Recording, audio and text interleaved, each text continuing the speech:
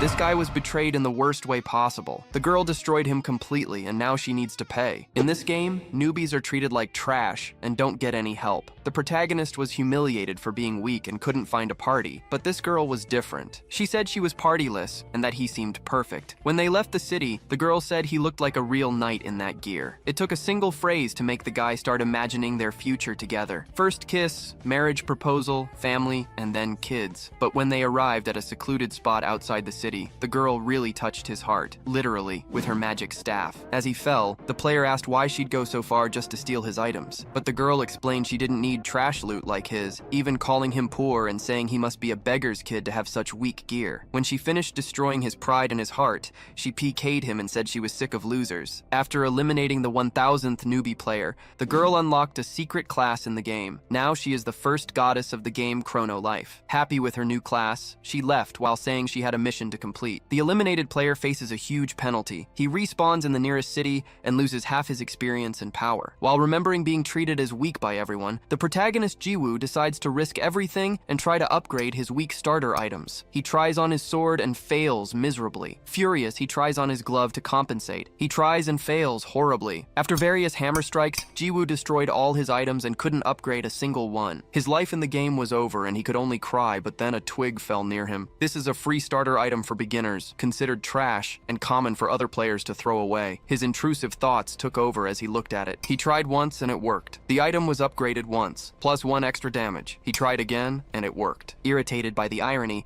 Jiwoo decided to upgrade this piece of junk until it broke. His arm was out of strength when he landed the final hammer strike. The damn stick was upgraded to the max level of +199. Unable to believe it, Jiwoo got nervous and accidentally dropped the stick. When the item touched the ground, the game counted it as an attack, so the biggest explosion seen by humanity happened. An attack so devastating it almost split the planet in two. While staring at the destruction, various notifications popped up frantically in front of him. The player broke the record for players eliminated in a single attack. 850,617 players died. After accepting that he had the most broken power in the game, Jiwoo decided he was going to use this to get revenge on those who looked down on him, especially the goddess girl. Jiwoo is poor. He doesn't even have money to buy new clothes. While walking, another player bumped into him, got furious, and threatened him. Jiwoo said, "You asked for it." Then he landed an attack with his stick. The player exploded and a part of the city was wiped off the map. People nearby realized he was the one causing this. Jiwoo was confident, but a system alert caught him by surprise. His item now has a durability of 3 out of 5. Only 3 attacks left until the item breaks. He hid in an alley to think. He has the strongest item in the world but can only use it 3 more times. Using this to PK people for revenge is a waste. This time he used his brain and decided to use it to become famous by defeating the strongest boss in the game. Upon arriving at the Valley of Death, Jiwoo hears a threatening roar. It's the strongest boss in Chrono Life, Urus, the 2-headed dragon. Urus tries to scare Jiwoo with his strength, but before he can finish speaking, he takes a hit that rips off one of his heads, leaving him in shock.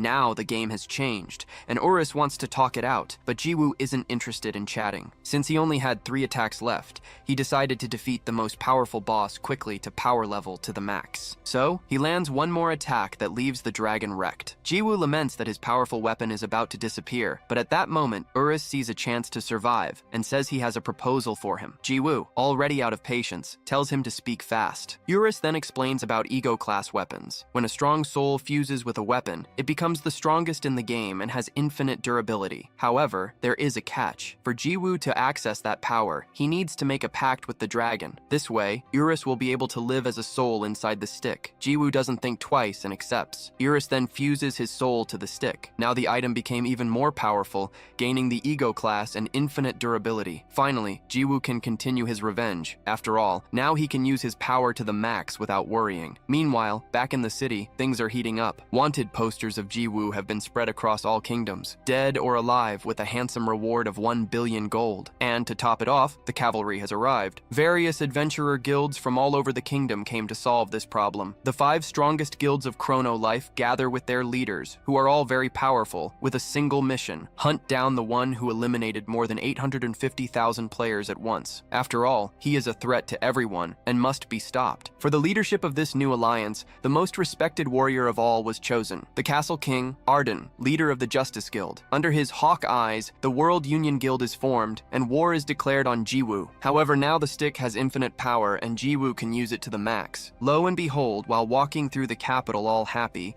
Jiwoo suddenly gets a scare. A type of creature comes out of the stick, but soon it speaks, revealing it's Urus, the two-headed dragon from the Pact. Jiwoo thinks he became very cute. It's a pity only he can see him now. But hold on, not everything is sunshine and rainbows, and soon all this joy is going to end. Jiwoo picks it up and questions what it is. It was his wanted poster. The sight completely stuns him, and he notices that there are tens of thousands of posters just like it plastered all over the city, on every wall. Urus, on the other hand, shouts with joy. He says this was to be expected from his Hyungnim, who took down 800 people with a single blow, a feat he himself couldn't even come close to. Besides, the 1 billion gold bounty meant 1 billion in real cash, which was very fancy. Jiwoo questions how an AI like him can use slang like fancy, as that should be a violation of the rules. Urus replies that nobody cares, since he's already kicked the bucket. He then asks what his Hyungnim will do now, because with a bounty like this, users from all over the world will be coming for his head, suggesting that maybe they should just eradicate the humans once and for all. Jiwoo looks to the side, remembering when he dropped the stick on the ground, and then stares at the scattered posters. He thinks that in any case, the feeling isn't bad at all. He feels like he's become a celebrity. He announces that since things have come to this, he'll have to adopt the LHS style. Urus, confused, asks what that means. The protagonist explains that it's an acronym for loser hiding strength, an archetype where a powerful person pretends to be a loser. Urus questions why he would do that, arguing that humans would just ignore him, thinking he's a weakling. But Jiwoo says he just doesn't get it, and that this will be fun. He asks if Urus has never seen something like this before. In the eyes of others, he looks like a weakling, but he's actually the protagonist. He needs to enjoy his fantasy life to the fullest, until, suddenly, he's hit by an arrow. Urus is shocked. Jiwoo falls, spitting blood on the ground. He lays his head down while Urus flies over him, worriedly calling for his Hyungnim. On a rooftop, Hawkeye was watching, holding a rare, cyan-colored bow with a quiver full of arrows of the same hue. He calls out that he's hit the target. Below, his army runs toward Jiwoo, who remains on the ground as the troops of Arden Castle surround him. Hawkeye shouts, "In the name of the Supreme Commander of the 5 Guilds Union, I order you to bind this abominable man who murdered 800,000 people and throw him in jail." All the soldiers roar in response, ready to follow his orders. Urus, desperate,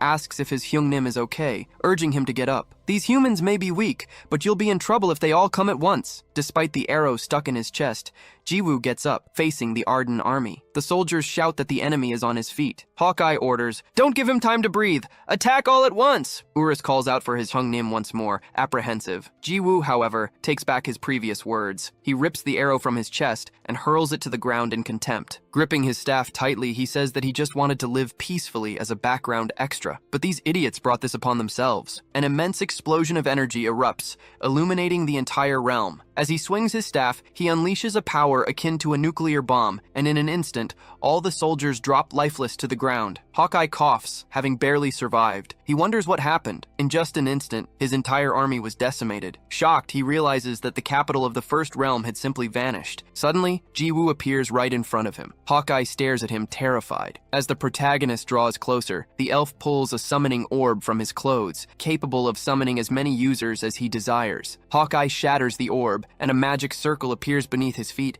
as dozens of other portals open up all around. The elf shouts, "Answer my call, all members of the Union. Activate large-scale teleportation." Tens of thousands of people begin to emerge from each portal, and Jiwoo simply watches the scene, showing no reaction. The newly arrived soldiers surround him, revealing an army of millions from the World Union. There were approximately 3 million people, all summoned for a single purpose, to deal with Jiwoo. Hawkeye points at him and screams to his army, "Attack!" At his command, the warriors advance in unison. Seeing the tide of enemies, Jiwoo simply lets out a deep sigh. He then moves his staff to the side, and with a single motion, effortlessly cuts down an entire row of soldiers. Everyone in the path of the attack is completely annihilated. Urus watches, stunned. Jiwoo swings the staff to the other side and then thrusts it forward, decimating another large portion of the army. The dragon, Urus, is in utter shock. He He remembers thinking that Jiwoo would be in trouble if they all attacked at once. To him, it was just common sense. After all, no matter how strong Eurus himself was, even he couldn't handle millions of people at once. The World Union was no easy opponent. They were elite rankers from all over the world, and perhaps even Eurus would lose if he brought his entire army into the fray. That's why he had concluded that the best course of action was to retreat. But now, he realized he had been completely and utterly wrong. Seizing the opening, a few soldiers from the crew's lineage charge forward,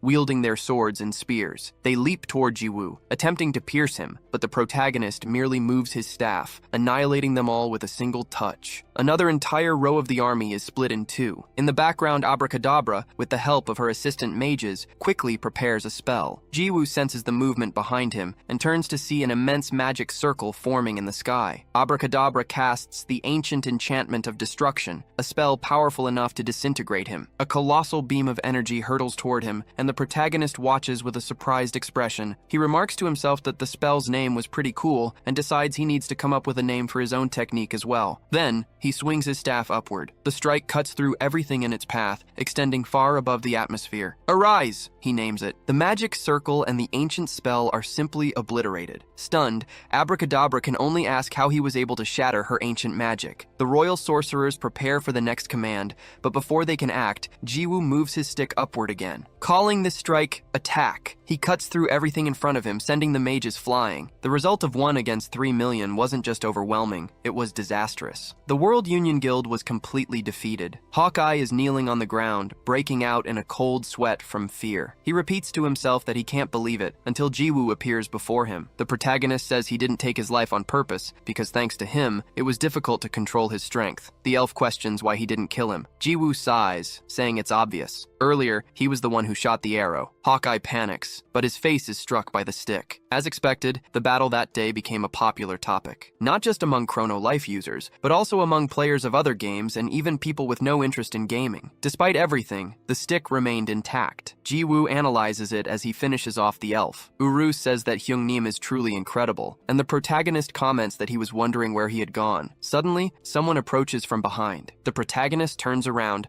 coming face to face with a girl. He wonders if there's still someone else left, thinking what a pain this is, until he recognizes her figure as familiar. The two of them stare at each other in the middle of the battlefield. However, the goddess of life just looks at him. Jiwoo feels anger welling up as he realizes who she is. No one had expected this reunion. The goddess of life smiles and says, "It's been a long time, Mr. Heyo." A vast expanse of the plains at sunset is revealed, covered with 3 million bodies and countless swords and spears scattered across the ground. And in the midst of it all, Jiwoo's reunion with the goddess of life. He thought the whole scene was quite dramatic. He remembers when she called his parents beggars, and his hand trembles with rage. He isn't sure if it's because it's the opposite of what he was feeling before, but he can't help but laugh. The goddess of life asks how he has been. She comments that it must be fate, as she didn't expect to meet him once again. Jiwoo replies that it's nonsense, and that just by looking at her, he can tell someone terrible was looking for him. The goddess smiles, wanting to know if that's the impression she gives. Jiwoo says that although he just wants to crush her,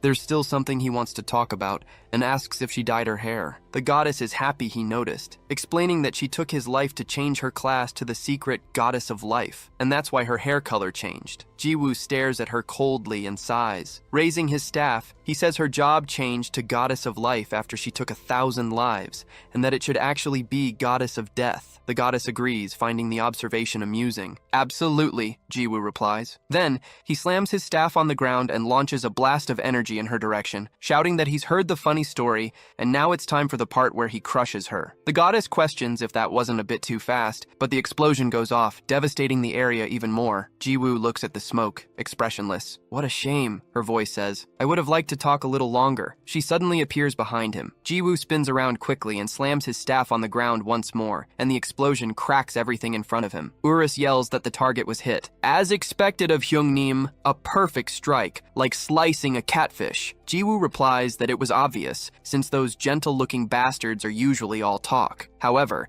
as the smoke begins to dissipate, he realizes she is still standing. The The goddess remains still, watching him in silence. As expected, "You've grown considerably stronger," she says, "but you can't take my life with such a feeble attack." Urus yells for Hyungnim to look, pointing out that she's still alive, to which Jiwoo replies that he can see. While the two argue, the goddess simply watches them with a smile. Urus notices her gaze and grows confused, wondering how that's possible since she's looking right at him. "That's impossible! How can anyone besides Hyungnim see me?" he exclaims. Jiwoo agrees that it is indeed strange. He's certain his attack was a success, so it makes no sense for her to be completely unscathed. The goddess scoffs, questioning if a mere human could ever harm a goddess. Jiwoo feigns surprise and brings his staff to his head, saying that now he's really angry. Then, he charges toward her at full speed. The goddess simply waits for the attack, which closes in rapidly and causes another massive explosion. Jiwoo gives her no time to breathe and attacks again, blasting another section of the area. He continues his relentless assault, fragmenting a part of the planet. Urus is impressed, commenting that the entire continent is shaking and that, at this rate, it will be destroyed for good. The goddess, however, tells him it's no use. With a smile still on her face, she spreads her wings and flies up above the protagonist. Urus is surprised, while Jiwoo begins to sweat, exhaustion radiating from his body. The goddess's wings dissolve into feathers that begin to float around her. She walks toward him and asks what Mr. Heo would do, saying he must have been excited, thinking every day about how to take her life. She advises him to give up, because no matter how strong he gets or how much time passes, he will never be able to kill her. She repeats this, standing very close to him. Jiwoo stares at her for a few seconds, then closes his eyes, sighing as he looks up. He turns and takes a few steps back. The goddess asks where he is going and if he has finally given up. In response, the protagonist simply swings the stick a few times in the air. He says he was just seeing how hard he could swing it, thinking he might be able to snap it in two. The goddess replies that it won't work and that he will never be able to take her life, but the protagonist clarifies that his target wasn't her, but the entire planet. The goddess is utterly bewildered. Jiwoo explains that since he can't defeat her, he'll simply destroy the planet. That way, she'll either die in the explosion or be flung into the vacuum of space from the impact. The goddess stares at him in disbelief, questioning if such a feat is even possible for a mere human. The protagonist confirms, saying he will strike with all his might. He mentions that he did something similar earlier today, but he didn't even use his full strength. The goddess's expression turns grim. She argues that if he destroys the planet, he will die along with it, turning his act into a senseless suicide attack instead of revenge. She wants to know if he would be satisfied with that. Jiwoo, who had paid with his own life to learn, begins to laugh as he thinks about the truth of the game. The law of the jungle was all that mattered. He then tells her to listen carefully, because now it was their time to learn. People like her just don't understand. Raising the staff, Jiwoo repeats that you shouldn't mess with someone who has nothing to lose. The goddess becomes apprehensive and asks him to wait, but Jiwoo swings his stick with all his strength. The moment he strikes the ground, everything begins to shatter. The goddess and Urus are caught in the blast, while Jiwoo maintains a macabre smile on his face. That entire place is fragmented into 6 pieces, splitting planet Earth in the same proportion and then immediately exploding into a supernova. The event ripples through the entire Chronolife universe, destroying everything with just one full power blow from Jiwoo. Lines of data begin to scroll down a screen. Meanwhile, in the real world, inside a room with virtual reality pods, an attendant is sleeping during his shift. Suddenly, a player yells in frustration after being kicked out of Chronolife. He wonders why he was disconnected out of nowhere when they hadn't even reached the final boss. Other players also start questioning what happened, asking the attendant if he flipped the main switch, something he wasn't supposed to do. The employee, now awake, asks them to calm down, explaining that it wasn't a power outage or a tripped circuit breaker. A young man suggests it might be a server issue with Crowley, the game's company. Immediately, someone else shouts that an announcement just went up on their homepage. The notice confirms a server problem with Chronolife and states that the reopening date will be announced later. Everyone is shocked, finding it incredible that the server actually crashed. However, one player remains connected. His pod still showed it was in use, even with the server down. Back in the game, the system displays a synchronization notification. The client check updates to version 1.7 and checks for connected users. The current number was just one person. Jiwoo finds himself in an empty room, surrounded by floating data. He looks around, completely confused, and wonders where he is. This was strange, since he was supposed to be in the game. Suddenly, a mysterious voice mentioned ST-389. He explained that this was the name of the planet he had just destroyed, a place known for its beauty in the 4th universe, and revealed that it was their mother's favorite place. Surprised, Jiwoo turned to the person who was speaking. Jiwoo asked who he was. The blonde man, however, simply told him to shut up, but then a macabre smile spread across his face as he answered, "I am God." The protagonist looked at him and sighed. "That's your identity, so it's none of my business," Jiwoo said. "Have you seen a woman with black hair around here?" God replied that it was just the two of them there. As if to confirm, a system screen appeared before the protagonist, showing that the current number of users was only 1. "What is wrong with you?" God questioned. "You took everyone's life. It should be common sense that no one could survive that explosion. Every living thing was wiped out." At this, the protagonist just laughed, leaving God confused by the reaction. Jiwoo then burst into laughter, shouting that his revenge was finally complete. He was overjoyed. This was why he played the game. "Urus, come out! I finally got my revenge!" he called out. But even after his call, nothing happened. Jiwoo slammed his stick on the ground, calling for his dragon again. "I already told you, it's just the two of us here," God repeated. "So you shouldn't expect that child to be here." The protagonist questioned him. "If the current number of users is only 1, then what are you? An NPC or the administrator?" God replied that he was neither, and as he tried to reveal his identity, something cracked in space-time and the sound of the rift cut off his voice. He sighed and complained that something was already interfering. A light shone in the middle of the room, illuminating Jiwoo's face. "This is disappointing, but it was great to meet you," said God. "Farewell, and say hi to the little furry one for me." "Wait!" Jiwoo shouted in surprise, but an intense light blinded them both, and the deity vanished before his eyes. Then the game server shut down, and the protagonist was disconnected. In the identity room, his was the only capsule still active. It hissed open, revealing Jiwoo's real body. The young man pulled the virtual reality headset from his head. "I can't believe this. Why the hell did he have to show up right now?" he grumbled. "And what was that about a furry little thing?" That's when he noticed a blonde man with a cigar in his mouth, staring fixedly at him. The man stood up and walked over to the protagonist, reciting his details. "Lee Jiwoo, age 21. You've been playing Chrono Life for 3 months, and your chosen weapon was the level 99 stick. Correct?" Jiwoo confirmed it, then demanded to know who he was. Removing his glasses, the man declared, "I'm the one who's going to steal your stick." Mentally, the protagonist reviewed his situation. He was just an ordinary college student who enjoyed playing Chrono Life. In fact, until recently, he was just a beginner, but by a stroke of luck, he'd managed to create a level 99 stick. With it,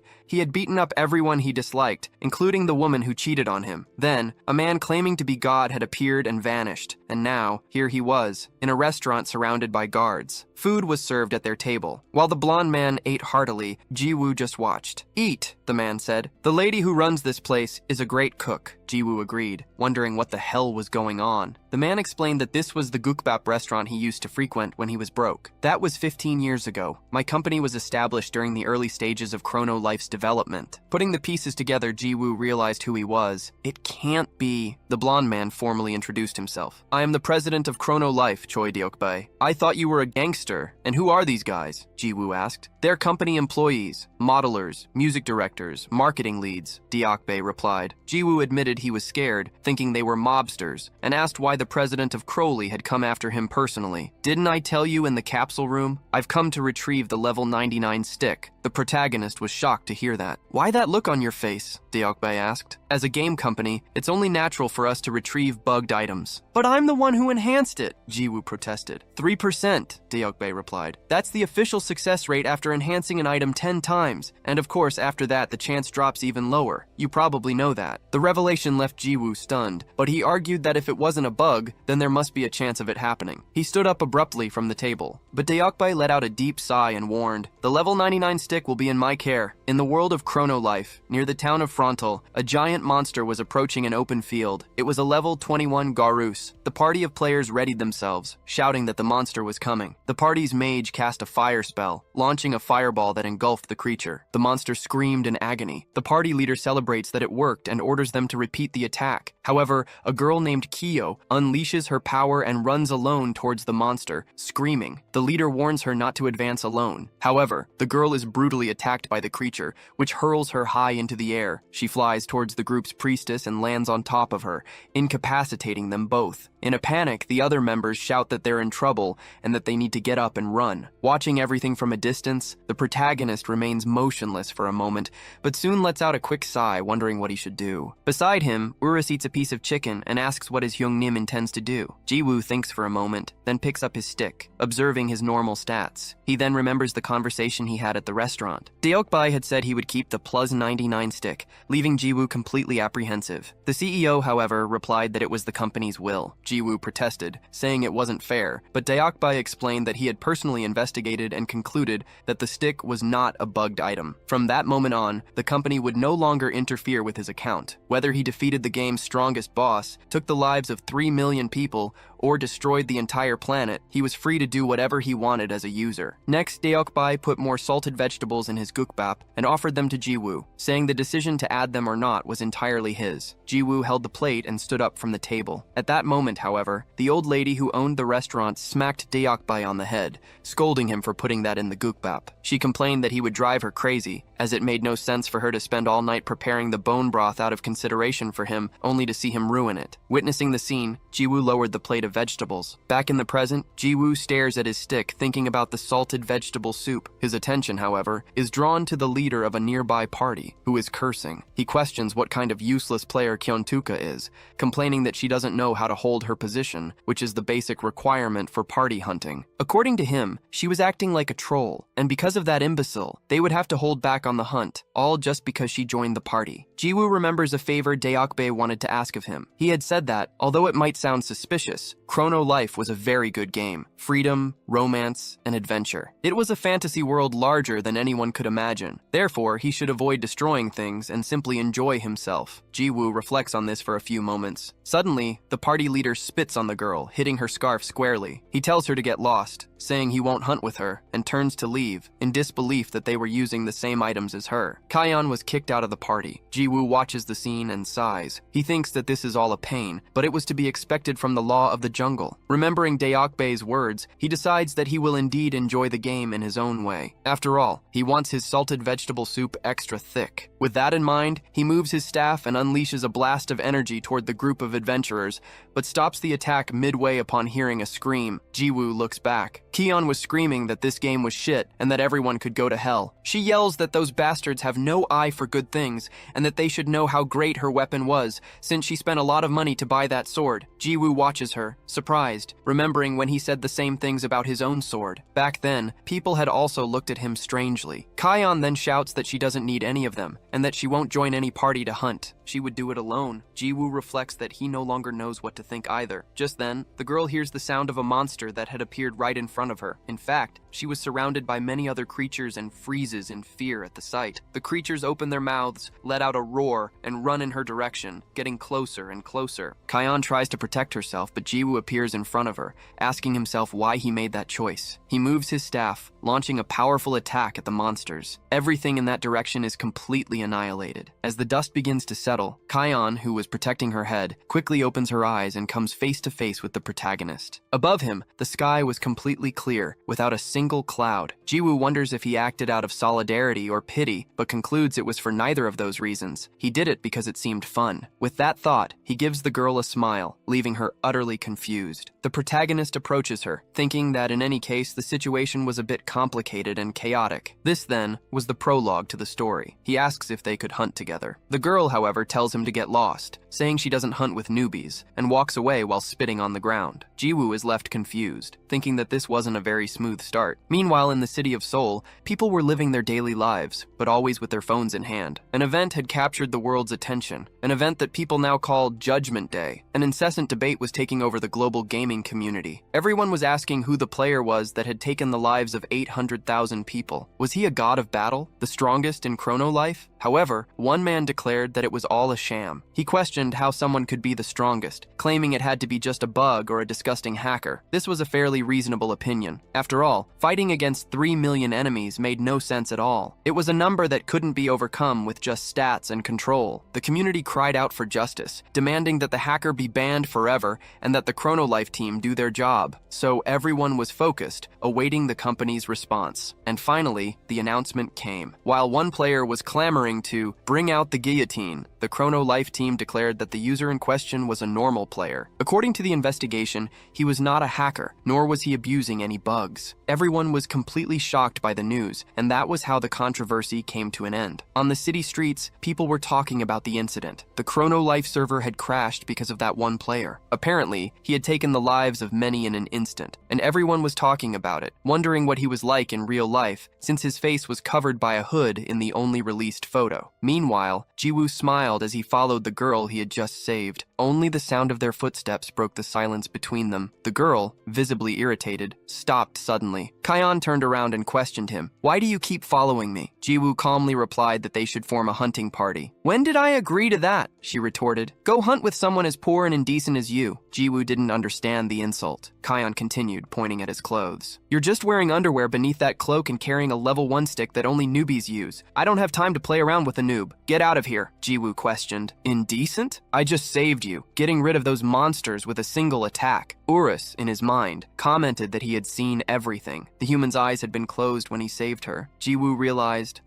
so she doesn't know I'm strong. A smile formed on his face as he thought, how about I hide my power for a while? He ran after Kion, calling out to her, "Miss, please, carry me." The girl looked at him confused. Jiwoo explained, "Actually, I don't know anything about the game. I'm a newbie. Please, master, carry me." The word master sparked a flicker of happiness in Kion. She remembered how the leader of her old party had looked down on her, and being called master made her visibly excited. Urus questioned what his Hyungnim was doing. Jiwoo whispered back that he was pretending to be weak to hide his power as the first step of his plan. The dragon remembered the idea he had told him about before. Kion cleared her throat, trying to look serious. "It's embarrassing, but anyway, I'm someone who should help newbies." She then invited him to join her party. "This expert here will help you, but just this once." Kion was a level 24 fighter, with her stats focused entirely on strength, neglecting her other abilities. Near the starting town at the dungeon entrance, Kion charged toward a screaming creature. She landed a powerful punch on the monster, making the level 4 rabbit bear spit blood. The creature was thrown backward. Without giving it time to react, another monster appeared behind her, but Kion dodged it with an agile leap. She lets out a sharp breath and performs an aerial flip. The rabbit bear looks up in shock as she descends with a ready kick. It was her fallen dragon's stomp, which smashes the monster into the ground. The other rabbit bears are confused, but they soon regroup and surround her. Kion holds her fighting stance, taunting, "You can all come at this master at once." Sitting on the floor, Jiwoo watches the scene. She's a pretty good fighter, isn't she? He wonders. Urus agrees with his Hyungnim. The protagonist, however, comments that no matter how low level the monsters are, being surrounded by so many of them would still be dangerous. Urus replies that there's no need to worry, since that human has excellent gear. Her weapon alone costs around 10 million gold. Jiwoo shouts in shock, "That's 10 million won!" Urus adds that all of her gear is superb, and the total value must be around 100 million. Jiwoo wonders how she, a newbie, could have all that. The dragon then reveals she's a pay-to-win player. Jiwoo remembered Kion shouting that those bastards had no eye for quality and didn't know how good her items were because she had spent a fortune on the game. He wondered if she had really spent that much, thinking there was no reason to invest 100 million. Suddenly, Kion turns and shouts at Jiwoo. Kion turns and, "Even if I'm carrying you, you shouldn't just sit there doing nothing. Hit them with that stick of yours." Jiwoo is confused. The girl insists, "That's right. You have to fight for yourself to get stronger and faster. Stop being such a useless bum." As she scolds him, a rabbit bear tries to attack her from behind. "Your behavior is unacceptable. It's like you don't even have the will to get stronger," she continues, oblivious to the danger. However, Jiwoo simply touches the monster with his stick, and it is completely annihilated, disappearing without a trace. Kion looks to the side, confused. What was that? Why was there a sudden gust of wind inside a dungeon? She wonders. Jiwoo thinks to himself that he was screwed, since he had no idea how to hide his power. At that moment, a message arrives for Kion. The sender orders her to log off immediately, would be starting in 10 minutes. Kion reads the message and sighs deeply. She tells Jiwoo she's logging off for a bit and will be back in about 30 minutes, telling him to keep hunting the monsters. Jiwoo is puzzled. What's her deal? Just leaving whenever she feels like it? He thinks. He wonders what she does in real life to have spent 100 100 million on a game. Urus doesn't know either, but speculates that perhaps she was born with a silver spoon in her mouth. The scene shifts to a luxurious building. Inside a room, Kion is lying down, wearing her virtual reality headset. She disconnects from chrono life, gets out of bed, and sighs. She looks at the device, lost in thought about everything that had happened. A smile forms on her face as she remembers the protagonist. Suddenly, the door bursts open and her producer storms in, shouting, "You mad woman!" The producer raged that she was still sitting there using that thing, and must have decided to quit her job. Kion yelled back that she was just taking it off and that the producer should open her damn eyes, but she was only called a game addict in return. The producer then ordered Kion to hurry up and sit down, as they had less than 10 minutes. She continued to yell at her for playing with her glasses on again, reminding her that she was told to take them off when using the headset because it leaves a mark on her nose. Kion replied that she gets anxious if she doesn't wear her glasses, and that the mark could be hidden with makeup. Her producer gave her a cold stare, then sighed, muttering what a pain this was, but that she needed to sit down quickly. If it weren't for the money, she would have wrung her neck by now. The makeup was placed on the table, and the producer took off Kion's glasses, quickly preparing her for her job. The girl removed her hair tie, letting her hair fall loose. On a music show stage, the host shouts, thanking everyone who had waited so long and announcing that this would be the final performance of Music Banking. She had been in first place for 13 consecutive weeks, a popular idol, the best singer-songwriter of the moment. Presenting to you all, Sarang. Sarang begins to sing about her first love. Afterwards, she greets everyone and introduces herself. Sarang is an idol, a singer, and a songwriter. Her hobby, unknown to the public, is online gaming. Back in the dungeon, the rabbit bears start running toward the protagonist. Jiwoo says he needs to practice a bit before she gets back. Urus asks what kind of practice that would be. The protagonist replies that if he wants to hide his power, he needs to learn how to control it. In other words, he's going to try attacking without killing. The image of a massive explosion extends out from the planet. A divine being watches it all with a smile, commenting that the idea of attacking without killing sounds like a lot of fun. He turns to a motherly figure, an immense sun at her back, and asks if she agrees. Sarang was a second-year high school student. She entered the music industry at a very young age and had a difficult, unpopular start, but now she has established herself as the top singer-songwriter of today. A journalist congratulates Sarang, saying he can't believe she's won first place 14 times in a row. He says he loves the sad lyrics of her debut song, based on the story of the Little Mermaid, and wants to know how she manages to write such moving lyrics. Sarang replies that she likes to stay home alone, so she reads poetry collections and sometimes even fairy tales. The journalist notes that this must be why the song has that title, and Sarang adds that her producer asked her not to talk about the fairy tale, as it would be embarrassing and a rather childish hobby. The interviewer is charmed, along with the entire audience. He exclaims that this is very interesting, and the girl thanks him. Her producer watches from a distance, complaining that the damn schemer was fooling the entire country, and that it was all an absurd lie. The hobby the public doesn't know about is that she loves to play games. In the interview, the host comments that Sarang is also popular for her acting,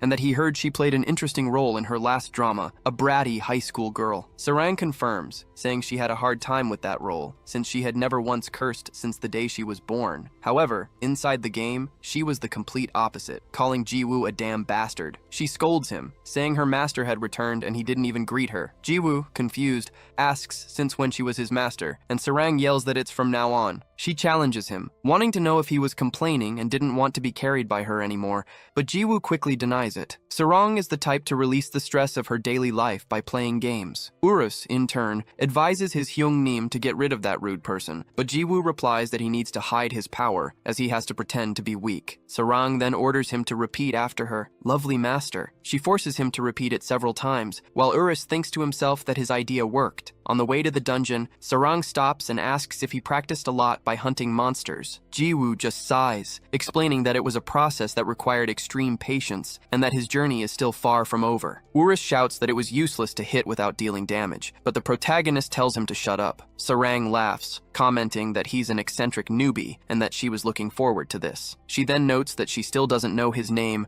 and asks what the underpants guy's character name is. Jiwoo is surprised, thinking he had already told her, and tries to say his name, but the girl interrupts him, announcing she can just call him Underpants. "That sounds good," she says. The protagonist, frustrated, asks why she wanted to know his name then. Meanwhile, some people are spying on the pair from a distance. A bearded man says he found her. His subordinate asks what they should do, and the leader replies that they must gather all the guild members in that dungeon, because today they would demand justice. Further ahead, a rabbit bear rises. The level 22 monster approaches the girl. Sarang orders underpants to go, and the protagonist obeys like a puppy, approaching the monster as they both scream. The protagonist plays dumb, approaching like a complete idiot. Then, he slowly brings his staff forward, meticulously touching a single hair on the creature. Suddenly, the rabbit bear is wounded, its head brutally crushed. Without understanding anything at all, it falls to the ground. However, its HP doesn't reach 0, with only a single bar of health remaining. Jiwoo is pleased that the monster is still alive, reflecting that his hit-without-killing strategy was a success. Sarang celebrates, saying he defeated it on the first try and has gotten very strong. Suddenly, a dagger flies in her direction. Sarang senses the danger and quickly grabs Jiwoo's shirt to pull him away, deflecting the weapon with a precise kick. The bearded man catches his dagger back in midair, his face contorted, and comments that she's incredible, but that she should give the credit to her gear. Sarang questions him, asking who he is. The man, called Mr. Kim, asks if she has already forgotten his voice, feigning hurt. He reveals that everyone there are members of the Halasan Guild. Upon hearing the name, Sarang repeats it with contempt. Mr. Kim jokes that it's been a while and now wants to know what the two of them are plotting. Then, he orders his subordinates to attack. Sarang warns Jiwoo to get back, as it's dangerous, and assumes a battle stance. The assassins charge forward with their weapons drawn. With a swift movement,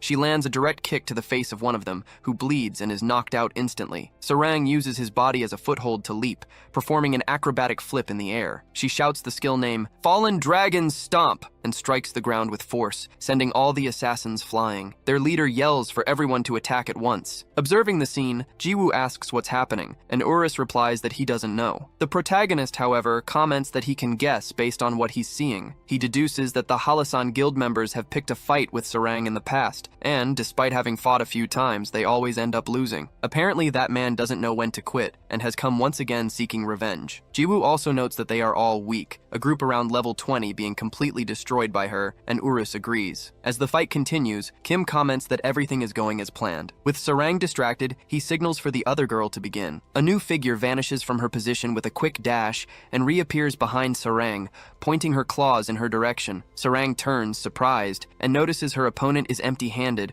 concluding she must be from the fighter class. The woman then activates the steal skill. A bright light illuminates the area, momentarily blinding Sarang. She is shocked to realize that her battle fists have simply vanished. The thief remarked that the weapons were incredible. Darling must have been born with a silver spoon in her mouth to own the silencing fist. Jiwoo asked what kind of skill that was, and Urus replied that it was steal from the rogue class. However, he found it strange, as the skill wasn't supposed to be that overpowered. Jiwoo scoffed, saying he didn't care since she had nothing to steal from him. After all he had was his underwear and his cloak. But then, he remembered the existence of his stick. Jiwoo glanced to the side with a terrified smile. He then shot to his feet and ran off, screaming in fear. Kim remarked that, come to think of it, there was someone else there, but they weren't worth worrying about. Just one look at the kid was enough to tell he was a rookie with nothing of value. As Jiwoo backed away, the thief grew excited. She tossed the fists to Kim, saying that he might not know it, but stealing from someone who has nothing is even more fun. In an instant, she appeared in front of the protagonist,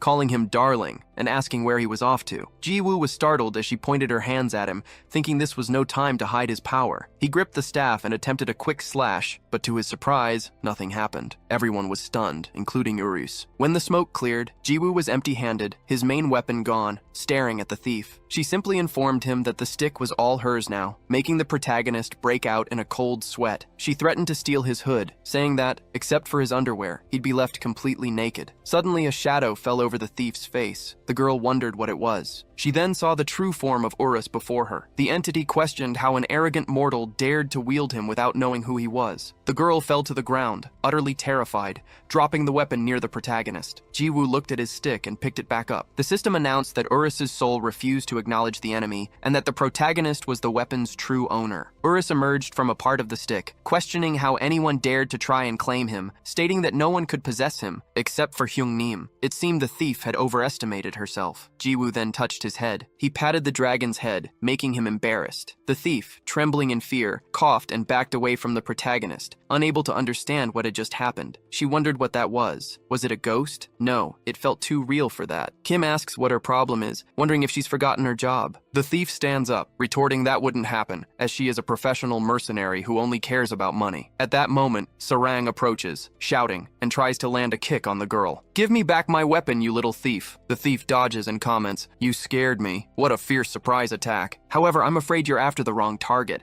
The weapon is over there. Watching the scene, Kim clenches his fists with a smile on his face. Sarang complains, calling them bastards and promising to take their lives, but she suddenly begins to fall, fainting after a touch from the protagonist. Jiwoo explains that this is his skill, strike without killing. The confused thief asks what he's doing and if the two of them weren't together. The protagonist simply replies that he was hiding his power. "What the hell are you talking about?" she questions, but is immediately struck by a blast of force from him. In an instant, all the assassins are defeated with ease. The thief is bewildered by the sight and asks, "Darling, did you do this?" Jiwoo hits her on the head with the stick, replying, "Yes, I did." The thief's HP drops to a single bar. Jiwoo uses his strike without killing skill again and says, "I've been through a lot of shit, so I've become much stronger mentally. However, just a moment ago, because of you, I nearly had a heart attack trying to move my stick." His power explodes, devastating everything around him. Sarang suddenly wakes up, lying on the ground in an open field, feeling a bit confused. She gets up, startled by the situation. From behind a tree, Jiwoo asks if she's awake. The girl is surprised and calls him Panty Boy, wanting to know where they were and what happened to those guys. Jiwoo replies that they are near the dungeon and that the enemies have left. "What do you mean? And why did I suddenly faint?" she questions. It's then that Sarang notices the fists in her hands. Realizing her weapons were back, Jiwoo asked if it had been the Halasan Guild, wanting to know what kind of job they did, who they were, and what they were up to. The girl blushed at the question, wondering why he was being so nice and if, by any chance, he wanted to go to hell. But soon after, she sighed with a smile on her face. She said she would tell him since he got involved because of her, and then asked if he had ever heard of the term pay to win. Jiwoo asked what that was. Urus explained it was a term used in online games. The protagonist wanted to know how he knew that, since he was just a game NPC, and Urus replied that he had looked it up on Wikipedia. He began to explain it exactly as it was written on the site, but Sarang interrupted him and simplified it. They're users who spend billions on games. That's basically what it means. Jiwoo asked if she was talking about the Halasan Guild, and the girl confirmed, saying they were all that type of people. She explained that a few months ago, she had bought those fists by chance at an auction, and one day, the Halasan Guild started hunting her to try and steal them. However, they're a bunch of old thugs and their skills are crap, so I won every one of our encounters. Anyway, how did you get these back? Did you steal them from them? Jiwoo replied that they just left the fists there and went away. Maybe they had forgotten them. The girl said she didn't know what had happened, but she was sure they would come after her again, as that crazy old man's obsession was no joke. Jiwoo commented that it was a bit strange, and asked why they were so insistent on getting her weapon. Sarang replied, questioning if it wasn't obvious, since the fists cost 10 million gold. The protagonist retorted that for that very reason, it was strange. These old guys spend billions and they're obsessed with a 10 million gold weapon? There's definitely more to this story. Later, at the Halasan Guild's hideout, Kim's blood splattered across the room as he was wounded, falling to the floor right in front of his leader. Kim cried out that he was sorry and begged for another chance, but his leader told him to shut up, calling them all useless. He said he couldn't waste any more time and would leave the mission to the 4 Heavenly Kings. Kim glanced to the side. 3 people approached and stood before the leader. The 2nd Heavenly King said it made no sense for that guy to be in the same division as them, having only 100 million gold. The 3rd King, however, spoke up, saying that was why they had told them to kick out little Kim, but it was a problem since the great Hyung Nim was too soft-hearted. The 1st Heavenly King remained silent. Then, the 2nd King knelt down near Kim, saying that hiring a mercenary had been a pathetic strategy, and that was why he had failed. However, the 1st King intervened, saying to leave the matter to him. He ran a hand through his hair, mentioning that the silencing fist, or whatever it was, would take effect in 12 hours. Upon hearing this, their leader burst into an absurd fit of joyous laughter. He exclaimed that it was great to be called Lord King, with a total net worth of 12 billion. He then ordered his subordinates to show them the terror of the Halasan Guild. The blood festival had begun. However, Jiwoo suddenly appeared in their base, silently scratching his nose. Everyone stared at him, completely bewildered. Jiwoo broke the silence, scoffing, "A bunch of kids laughing about a blood festival?" He openly mocked the 4 Heavenly Kings. The king, irritated, questioned who he was and where he came from. Jiwoo simply told them to try and figure it out for themselves and, in a gesture of pure disdain, picked his nose. He commented to himself that it would be difficult to keep hiding his powers and pretending to be weak if they kept bothering Sarang. Then he started laughing again, mocking their titles once more, and declared he would end this without without any more delay. The king sighed in anger, calling him a crazy bastard, and ordered his subordinates to finish him. The men rushed forward, preparing their best attacks and closing in at a frightening speed. Jiwoo, however, just kept a smile on his face. With a simple swing of his staff, he unleashed a blast of power that obliterated all the attackers. They were defeated by a mere twig. Meanwhile, outside the house, a girl approached, humming cheerfully. Back in the fight, the first Heavenly King charged at Jiwoo, who defeated him with a single, simple strike of his staff, making him spit blood. Suddenly, an explosion split the house in two. The approaching girl, the goddess of life, was startled for a moment, but a smile soon spread across her face as she immediately recognized who was responsible. The leader, the Lord King, yelled for all remaining members of the Halasan Guild to attack at once. Facing the new threat, Jiwoo simply sighed, gripping his staff firmly. Jiwoo commented that if they wanted to take his life, they should bring at least 3 million people. He then moved his staff, delivering a blow that struck one of the assassins in the face and caused an explosion that shot toward the sky. With a smile on his face, Jiwoo swung his twig to the right, defeating everyone in that area. The king watches the scene with a grim expression, completely terrified by what he sees. As he gets up, Kim calls out to his Hyungnim, warning him to hurry and run or he'll be annihilated. The king, however, thinks that Kim doesn't understand the situation. With the exception of himself and his direct subordinates, all the guild members were pay-to-win warriors. Even the weakest of the new recruits had spent at least 10 million, and not even the top 5 guilds could look down on them. But who was this guy, and how could he do all this? Suddenly, the king realizes something. He thinks they don't stand a chance, that perhaps this man is the one from the rumors, the one who defeated everyone. Staring at Jiwoo in terror, his mouth falls open as he remembers the stick underwear guy. He first started playing in the 2nd grade. Back then, games weren't as flashy as they are today, and leveling up wasn't easy since there were no quests or raids. But still, it was a lot of fun for 9-year-old Wang. He'd get scolded by his parents for secretly playing at night, and he cherishes the memories of leveling up with his friends. As the years went by, he grew older and was swept away by his responsibilities, living a busy life with no time to reminisce about the past. Suddenly, he realized he was already in his 40s,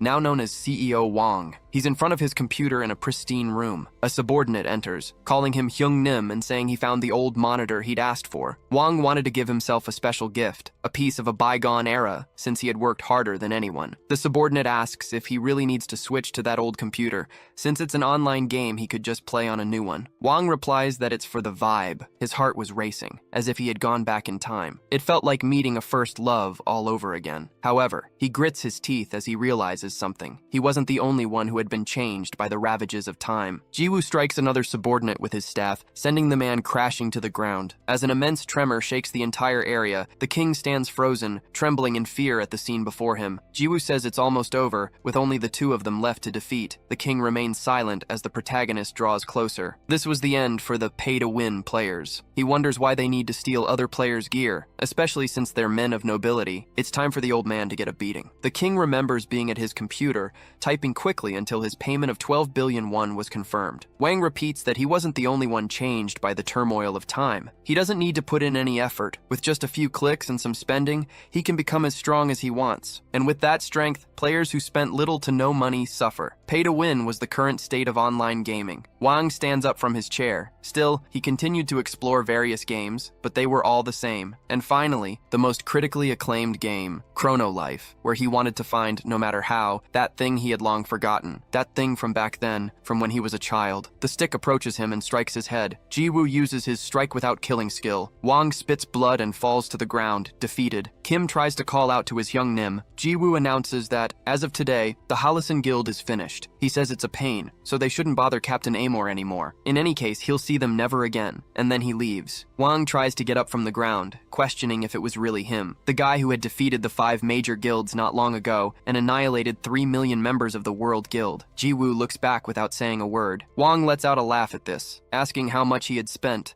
as he must have used a lot of money to achieve that strength. However, soon he too will realize that all his efforts so far have been to fight for something that doesn't even exist. From a distance, Kim looks at his Hyungnim. Jiwoo replies that he doesn't know what the hell he's talking about, but that he also spent a hefty sum. him. Wang asks how much it was, thinking it could be tens of billions or even hundreds of billions of won, but the protagonist replies that he spent 55,000 won on the warrior's starter pack. Wang is stunned by this and left speechless. The protagonist continues to walk away. A smile spreads across Wang's face as he repeats the amount, 55,000 won. He remembered his childhood, when he used to play Ragnarok, and then he began to laugh excitedly, bursting into a fit of laughter and leaving Kim completely confused. Wang asked how many games they had tried after Ragnarok, and Kim replied that it must have been about 8. The boss kept laughing, saying that game was a lot of fun. Chrono Life was indeed divine, the goddess of life confirmed as she appeared. "Hello everyone from the Hallison Guild, it's a beautiful night." She looked around. "It's been a while since I've been here, but the guild's hideout is in terrible shape." She turned and asked, "And what about that thing? Did you manage to prepare it?" Wang replied that the preparations were going well, but she cut him off, asking why he was dwelling on the past. The man said he was out of it, as their agreement to cooperate ended now. The goddess of life was surprised for a moment, but then she smiled. "Is that so?" With a swift movement of her scepter, she sliced through the air. Kim watched the scene terrified and open-mouthed as Wang fell to the ground, his body split in two. His subordinate tried to scream his boss's name, calling out for his Hyung Nim. The goddess of life walked calmly. "I should have asked why he did that, but I'm not in a good mood, so it doesn't matter." She plunged the staff into Kim's back, causing blood to splash onto her own face. In shock and crying out in pain, Kim tried to move, but he was quickly defeated. The goddess continued to watch the scene, a smile forming on her face as she remembered what the protagonist had said. His hair turned black, and his clothes returned to normal. He spoke the captain's name aloud, Amor. His kill count reached 998,99999. The system announced that he had annihilated the Hallison Guild, and that his combat experience was being calculated, raising the total to 999,000 kills. Jiwoo was confused by the announcement. The system then notified him that he had reached the highest level. "What the hell is this?" the young man wondered. "What is it?" Urus asked. "Didn't you hear that crap? The system just said I reached the max level or something." Jiwoo opened his status window. His class was Novice, and he was at level 999 with almost 5,000 unallocated points. He and Urus stared at it, understanding absolutely nothing. They both wondered what this was all about. In the game called Chrono Life, the world's best virtual reality game, ranked first in active users, cumulative subscribers, sales, and ratings, reaching the max level was considered impossible. In an interview, Lee Sang-hyuk, the professional gamer known as Faker, had said it would be impossible to achieve such a feat anytime soon. Despite players all over the world playing day and night, no one had managed to reach level 999, the master level. Faker said he wasn't certain, but that even if all the top rankers in the world, including himself, defeated monsters 24 hours a day, it could take several decades to accomplish the feat. Jiwoo remained completely confused about his stats reaching that level. Urus, on the other hand, was celebrating that he was the world's first level master. Just as expected of Hyung Nim, he was very proud. Jiwoo was sure he had been level 7 back then. It was the obvious result of his actions. On the first day he picked up the stick, 800,000 players were murdered. On top of that, countless monsters and dungeons had been in the path of his attack. Adding the experience from Chrono Life's strongest boss, Urus, and the army from the highest level dungeon, the final push came from the massacre of the 3 million members of the World Guild Alliance. And of course, the destruction of the planet was also included. Thus, the world's first level master was born. A light appeared under the protagonist's feet, illuminating everything around him. The system announced that because he had reached the maximum level, the player would enter a transcendental space, teleporting him away. In another corner of the city, Sarang was lying down, looking at the sky and doing nothing. She muttered that she was bored and that this whole thing was starting to piss her off. She stood up, wondering where that underwear-wearing bastard was. He had told her to wait a bit, but the sun had already set. She thought for a moment more, remembering he had mentioned the Hallison Guild, and that she was supposed to tell him everything about them. Sarang sighed and lay down again, shouting, "Whatever, this gentle master will wait 1 more hour." On a piece of land floating in space, Jiwoo found himself in the center of a strange temple. He wondered where he was, looking up at the sky without understanding a single thing. He wondered why he was being dragged all over the place lately. It had been the same when he met God and Yopei. Suddenly, a voice welcomed the human child. "I never imagined we would meet so soon. You are truly extraordinary." That voice echoed, making everything around it tremble. The being introduced himself as the guide of transcendence, the god of class, welcoming him. He praised him for taking the first step on that arduous journey,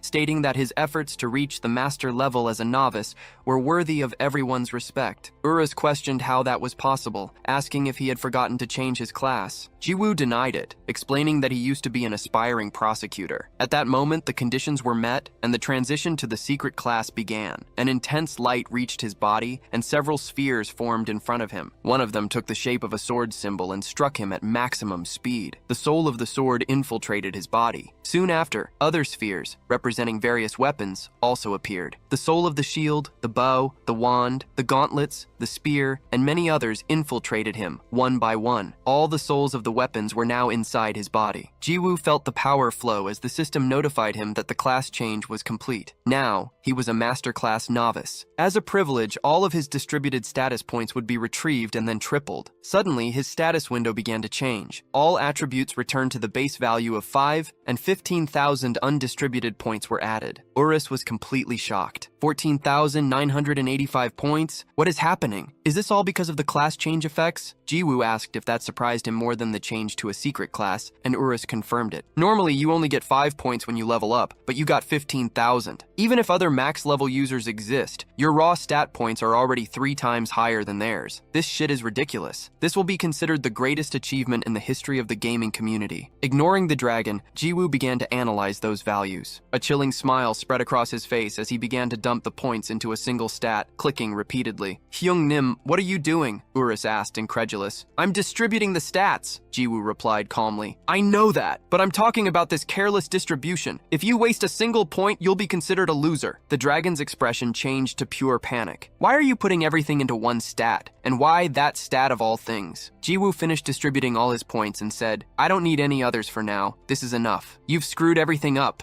Urus complained. You're just a loser. At the Chrono Life Company, an employee rushed in, warning the president that they had a problem. Yopei asked what happened, and the employee replied that he needed to see it for himself, as the issue concerned that particular user. In the control room, Yopei approached and asked what was going on. His subordinate simply told him to look at the monitor. Yopei was surprised. Ah, the stick kid finally reached max level. The employee replied that the level wasn't the problem, but what he was doing. What's all this fuss about? And which stat did he choose? Yopei asked. The employee pointed to the screen, showing the chosen stat, which impressed the president. However, Yopei soon burst into laughter. Ha ha ha, he really loves this game. He's enjoying it to the fullest in his own way. The employee insisted it was no time for jokes, arguing that it would be a completely useless and pointless character. If he realizes he's building a trash character, who knows what he'll do when he gets angry? Yopei, however, just told him to relax. I've said this many times. The game company has no right to interfere with a player's choices. The employee tried to argue that they needed to take some action, but the president was already walking away. As he walked away, Yopei thought to himself, I can't believe he dumped everything into that one stat, and even got the novice master title. He was surprised they were calling it a trash character with no future, because in the history of virtual reality games, the worst, and at the same time, the strongest character has just been created. Back in the game, Jiwoo finished his stat allocation with a smile on his face. The god of classes then manifested. Transcendental, listen, this is the final step of the guidance. You have an important choice to make. The right to one of the transcendental weapons I wield will be granted to you. Jiwoo was delighted. How lucky. If it's free, there's no way I'm turning it down. He wondered which of the weapons he should choose because, to be honest, they all looked incredible. He thought for a few seconds and then announced his decision. Jiwoo held out his hand and commanded, give me all of them. The divine being didn't react at first. Then it addressed the human child, stating that it could not fulfill such a request. Excessive greed leads to unnecessary wrath. Choose wisely. Jiwoo cut him off. Are you going to give me everything now, or would you rather I beat the hell out of you first? Everyone watching the scene is left in complete shock. Back in the control room, Yopei takes the cigar out of his mouth. He is also in shock, thinking, this guy is a complete madman. The god of classes doesn't answer, but a system notification announces that he is furious. The god of classes' expression changes completely. Their relationship has now turned hostile, and the deity moves in for combat. Jiwoo holds his staff and says he understands, as the god was clearly asking for a beating. Both of them prepare to fight. A shield flies toward him. Jiwoo wields his staff to defend himself, but the object hits him with tremendous force, smashing him into the ground. Urus calls out for his Hyung-nim, shocked. The god of classes in turn laments, I never thought I would take the life of a transcendent with my own hands. It is such a pity. Suddenly he is struck squarely by a blast of energy energy from the staff, which melts half of his face. From the ground, Jiwoo comments, "That hurt. Is it because you're a god?" His health bar had only decreased slightly, as his constitution stat was now at 15,000 points. This attribute affects maximum HP, recovery, and immunity to adverse conditions. Urus watches everything, dumbfounded, thinking how insane he was for putting all his points into a single stat. "Young Neem, you've made a fatal mistake. You've turned into a shitty character," he yells. Jiwoo just asks why. Urus explains that all equipment in Chrono Life has a weight requirement, demanding a minimum amount of strength, regardless of the class. Simply put, he wouldn't be able to equip anything other than that twig. "This is all I need," the protagonist replies. At that moment, a system screen appears between the two. It was a hidden skill, and its various conditions had just been met. "What is that?" Urus asks. The skill Healing Factor converted all damage received into immediate healing, completely filling his HP bar. "A shitty character, huh?" Jiwoo taunts, while Urus remains in a state of shock. The god of classes groans in pain, his face disfigured. "Insignificant mortal. How dare you!" he roars, shooting beams from his eyes. Jiwoo takes the attack head-on, without even trying to dodge, and falls to the ground. Urus runs toward him, shouting his Hyungnim's name, but Jiwoo just bursts into laughter. "As expected, Chrono Life is too good," he exclaims as his chest completely regenerates. "How disgusting," Urus thinks. "Perish, you tainted worm!"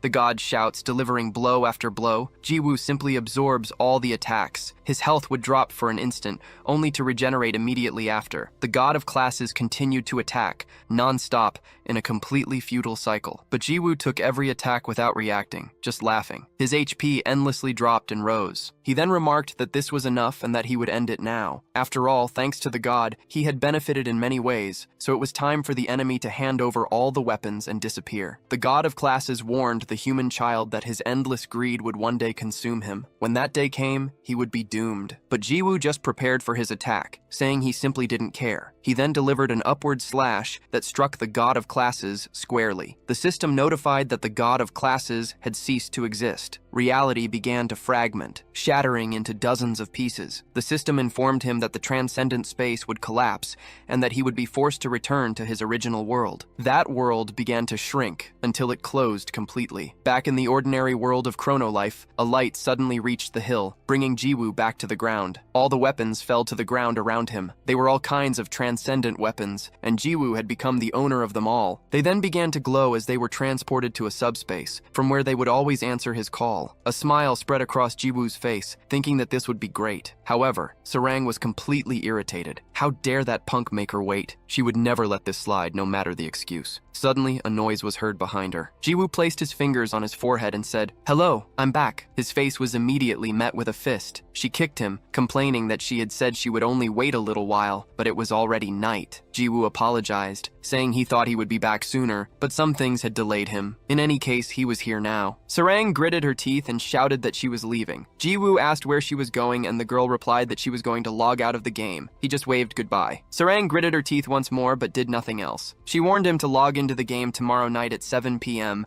which was when she got off work, and if he was late again, she would take his life for real. Jiwoo watched her disappear from the game, commenting that she still did whatever she wanted. Urus then asked about that development. Jiwoo stood up, announcing that he was also leaving, as it was already past midnight in the real world. The system asked if he wished to log out, and Jiwoo confirmed. Outside, in the identity room, Jiwoo walked out as the attendant thanked him and asked him to come back another day. The protagonist let out a quick yawn. He thought the day had been great and that Chrono Life was really fun. Furthermore, he began to wonder how much he could sell the transcendent weapons for. Being the first items of their kind, they would probably be worth a lot of money. However, he wondered if they were tradable items, as it would be a huge disappointment if he couldn't sell them. His attention was drawn to a shop behind him, and he wondered if he should get a bowl of gukbap. However, upon looking at his empty wallet, he decided against it. He continued walking, saddened, thinking about how tired he was of being so poor. The game's monthly fee kept rising, and he would need to pick up more shifts at his part-time job. As he walked through the city, he suddenly stopped. "Wait a minute," he muttered to himself, remembering Urus mentioning that the total cost of the equipment would be 10 million, and that the rest of the set would reach 100 million won. An idea sparked in his mind. What if he could sell the game items and exchange them for real money? With this realization, Jiwoo turns and runs back to the identity room. All rankers in Chrono Life knew of a forbidden place, the the intersection of life, the tomb of all mortals. It was the highest level hunting ground in the game's history, one that no one had ever managed to conquer. For unknown reasons, it was kept secret, and it was there, in the Valley of the Undead, Urus's domain, that Jiwoo now found himself. Urus, dressed in an impeccable butler outfit,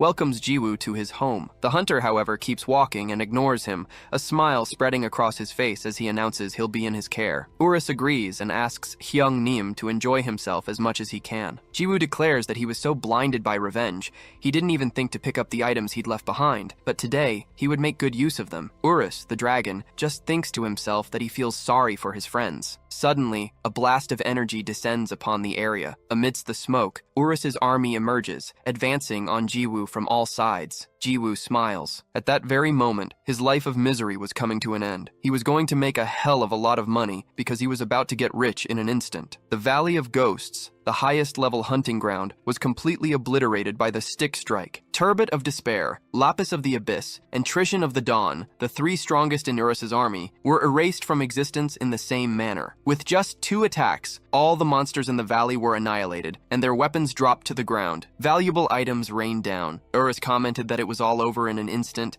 and that they had made out quite well. Jiwoo, however, questioned if it was really over, stating that it was just the beginning. Confused, Urus asked what he meant. The hunter then pointed to the smoke, telling him to look, as the monsters had already reappeared. This was a phenomenon where monsters, after being killed, would respawn after a certain amount of time. However, special entities like the two-headed dragon, Urus, did not. Jiwoo said it was his first time selling items, so he planned to repeat the process at least 100 times. And just like that, another explosion echoed through the valley. In the past, there was a very interesting lecture at Harvard University. The lecturer asked the audience if they all knew Bill Gates, the richest man in the world and founder of Microsoft. He explained that even if Bill Gates found $100 on the ground on his way to work, he wouldn't pick it up. The reason? It would be an economic loss for him. It takes 2 to 3 seconds to bend down and pick up the money, but in that time, he earns at least $150 per second. In other words, he would be losing about $200. However, back in the Valley of Ghosts, the situation was different. With all those items piled on the ground, forming a huge mountain, the time it took to farm 100 waves of monsters was about an hour, including the cooldown time. In total, the accumulated value of the items on the ground was about 15 billion won. According to the lecture, Bill Gates earns approximately 500 million won per hour. In a single moment, a young part-time worker from South Korea had exceeded the hourly income of the richest man in the world. The next day, in the city of Seoul, a saleswoman at a Gucci store was thanking Jiwoo. "Thank you for your purchase. Please come again." He walked out of the store wearing an outfit that cost over 3 million won, having also bought a new car and all sorts of luxury goods. People on the street stared at him in awe, with some commenting that it was the first time they had ever seen a Lamborghini. Jiwoo took off his 2 million won sunglasses and, as he drove away from the area, told himself it was time to show off. He floored it and crashed into a lamppost just moments later. Shocked and with a panicked expression, he yelled, "My 400 million won Lamborghini!" A few minutes later, however, he showed up with a new car, commenting, "Whatever, I can just buy another one." Meanwhile, at the Chrono Life building, Deokbai lit an expensive cigar, placing a hand on his head as he grumbled. He then told the employee to continue with the report, and the man agreed, summarizing that the company was ruined and they should flee. Deokbai asked if there was any way to unblock that bastard's transactions, but the employee stated that, at this point, it was impossible. The chairman continued to complain until his cell phone rang. He answered, already grumbling about his life. On the other end of the line, Jiwoo asked how the chairman was doing, commenting that he was on his way to spend more money and that he must know the feeling. Jiwoo taunted him further, saying he was thinking of doing a good deed and that perhaps the chairman was in need of something. Deokbai then screamed, blaming that bastard for everything. Jiwoo wondered aloud, ironically, if something had happened, then hung up. He wondered what he should buy next, since he'd already acquired all sorts of things. However, he felt that a highlight, a true high point in his life, was still missing. Suddenly, an idea struck him, and his eyes widened. He got ready to drive, thinking to himself that he couldn't believe he'd forgotten the most important thing. In an incredibly expensive building, Jiwoo let out a laugh like a cartoon villain. He announced that his penthouse was of the highest quality, super luxurious, and that everyone was welcome to his new home. Finally, he had achieved the great highlight of his life. But then, he remembered the first thing you're supposed to do when you move. He rang a neighbor's doorbell, holding a rice cake in his hands. A female voice voice from inside asked who it was. Jiwoo replied that he was the new neighbor who had just moved in and brought some rice cakes as a gift. The young woman on the other side sounded confused and asked him to wait a moment, please. The door opened and Jiwoo, with a smile, began to say that he hoped they would get along, but he froze when he saw who it was. Apparently, his new apartment hadn't been the real highlight. Sarang was standing in her doorway. They both stared at each other, instantly remembering the game. This moment, this was the highlight of Jiwoo's day. Back in the game, in the Valley of Ghosts, a being approached, stopping before the entire army of Urus. The being simply extended its hand and, with chilling indifference, destroyed the entire army, turning it to blood. The 3 strongest warriors of Urus's army appeared, calling him an arrogant human as they advanced on the figure. But the man simply stated that the stupid bastards couldn't even recognize their own master. He unleashed 3 spikes from his back, channeling his power. In an instant, all of Urus's strongest warriors were pierced and annihilated. That monster began to absorb them like a leech, causing all the other monsters to panic. The being remained motionless, thinking that all must perish. Now the 3 strongest of Urus's army could no longer respawn. A system notification announced that he had absorbed the target's levels and stats. The data of Urus's strongest warriors had been completely deleted. The monster just stared at them with a cold expression, remembering the moment Urus lost his first head and gritting its teeth at the memory. When Urus entered his soul form, he had wondered where his other head could be. The being then revealed its identity. It is the lost head of Urus, which exists to ravage humanity. He is Urakan. Meanwhile, the most famous idol in the industry, Han Sarang, whose name in Chrono Life was Amor, appeared. Jiwoo was stunned to see her, thinking that this was his first time meeting Captain Amor in real life. Han Sarang thanked him, saying she would eat it all. Jiwoo looked at her, surprised, but soon realized it was the famous Han Sarang, whom he hadn't recognized. The door closed and Sarang headed inside. Her Nuna asked what that was, and the idol replied that it was a rice cake the neighbor had given her. She glanced aside, thinking she had seen him somewhere before. She then told her Nuna to eat, and her Nuna thanked her. The two hadn't recognized each other, as their appearances in the game and in real life are completely different. The Nuna brought it up, saying she should hurry and change out of her uniform. Sarang complained, saying it hadn't even been 30 minutes since she got home from school. Her Nuna replied that she could postpone it if she wanted, but she had wanted to get the filming over with so she could play the game. The idol remembered her arrangement to meet him and announced she just needed to change her clothes quickly. The Nuna watched the scene with a smile, thinking that Sarang had obviously found someone special in the game. She wondered who the lucky guy could be, imagining he must be handsome to have stolen Sarang's heart. Inside the game, Jiwoo wondered where the monsters were. He wanted to know what had happened and if the minions had fled, but Urus asserted that it was impossible. Monsters are programmed to operate in a specific area, making it impossible for them to flee or escape. It was as if they had vanished without a trace. Jiwoo glanced aside, thinking it didn't matter, as there were other places to hunt, and he could just go to another location to make money. Urus reminded him that he was supposed to meet that human, and he confirmed, since it was almost time, the hunt was a bust, so it was better to leave soon. He complained that they were too far from the meeting point, but Urus looked back, sensing that something was off. That was strange. A familiar yet threatening spirit could be felt. Elsewhere in the mountains, Elrose, the giant level 190 snow serpent boss, was being absorbed by Urakan's power. Her stats and levels began to drain away. The dragon salivated, but he knew it wasn't enough. He still wasn't where he wanted to be. To destroy that human, he still had a long way to go. It was then that the goddess of life arrived, with her angelic wings. She questioned how he had gotten so far, commenting that it was to be expected of her dear child since he ate so much. Suddenly, Urakan's spike pierced her. The goddess was surprised. Urakan said it still wasn't enough, but that she looked delicious, and so he began to absorb her. The goddess of life begged him to wait, but she was soon completely consumed, collapsing to the ground, formless. However, the system notified him that the absorption had failed. The goddess of life reappeared, saying she would scold him later, because you can't give mommy a scare like that. She even joked, asking if he was going through puberty. Urakan wondered if it was some kind of hallucinatory magic, as he was certain he had swallowed her. The goddess, however, said that wasn't important. The dragon concluded that she wasn't food he could devour, and demanded to know her true nature, since they both had the same scent. The goddess of life then pointed toward a city in the distance, telling him there was plenty of food there. She told him to eat as much as he wanted. Urakan began to salivate. The goddess of life maintained her smile, watching the dragon become crazed with obsession. He spread his wings, as if in a trance, and declared that he was Urakan, and his purpose was to annihilate humanity. Then, he flew far, far away. He landed atop a building in the city. The players around them wondered what the creature was and what was happening. Without warning, one of the players was pierced in the chest by a spike and absorbed in front of his girlfriend. In a panic, she cried and screamed in agony. All the other players were struck by the spikes, absorbed en masse by the dragon. A sickly expression crossed his face as he salivated, absorbing everyone's levels and stats. The players had become his food. The starting village, a place where both beginners and veterans gathered, filled with new users and high-level rankers, was completely deleted by the dragon. At the Chrono Life Company, an employee burst through the door, announcing they had a problem. They were receiving a flood of user complaints,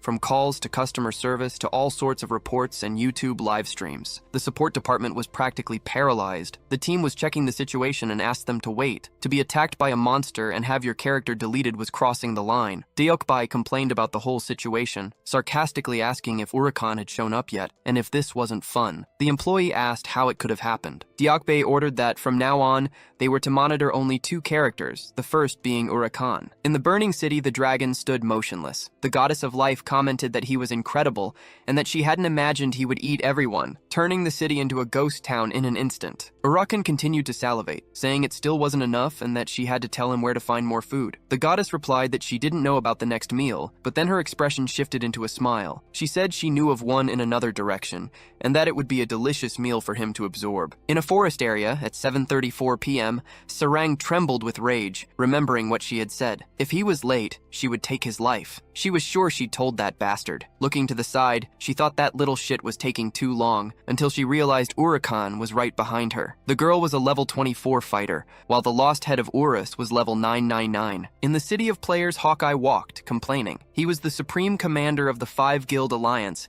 and one of the top rankers in Chrono Life. With his unique and overwhelming charisma, he had appeared in interviews, on YouTube, in newspapers, and was a man without equal in the game. However, after Judgment Day, the World Union Guild was dissolved. Hawkeye, the former Supreme Commander, fell into ruin after taking all the blame and responsibility. He repeated to himself who he was and the title he held, for the World Guild had once been at his feet. He wondered if the others thought he would simply fall like this, when a sudden explosion shook the area. People started screaming that a monster had appeared in the central square. That village was supposed to be a safe zone. That day, Hawkeye witnessed something unbelievable, the sight of several players being simply deleted. He hid, watching the scene and wondering what the hell that was. This was really crossing the line. The goddess of life noticed him, but just kept a smile on her face. The scene of destruction in the village continued until the moment they both began to fly, moving far away from there. Hawkeye watched everything with the system screen open, thinking about the notice board. Suddenly he began to laugh,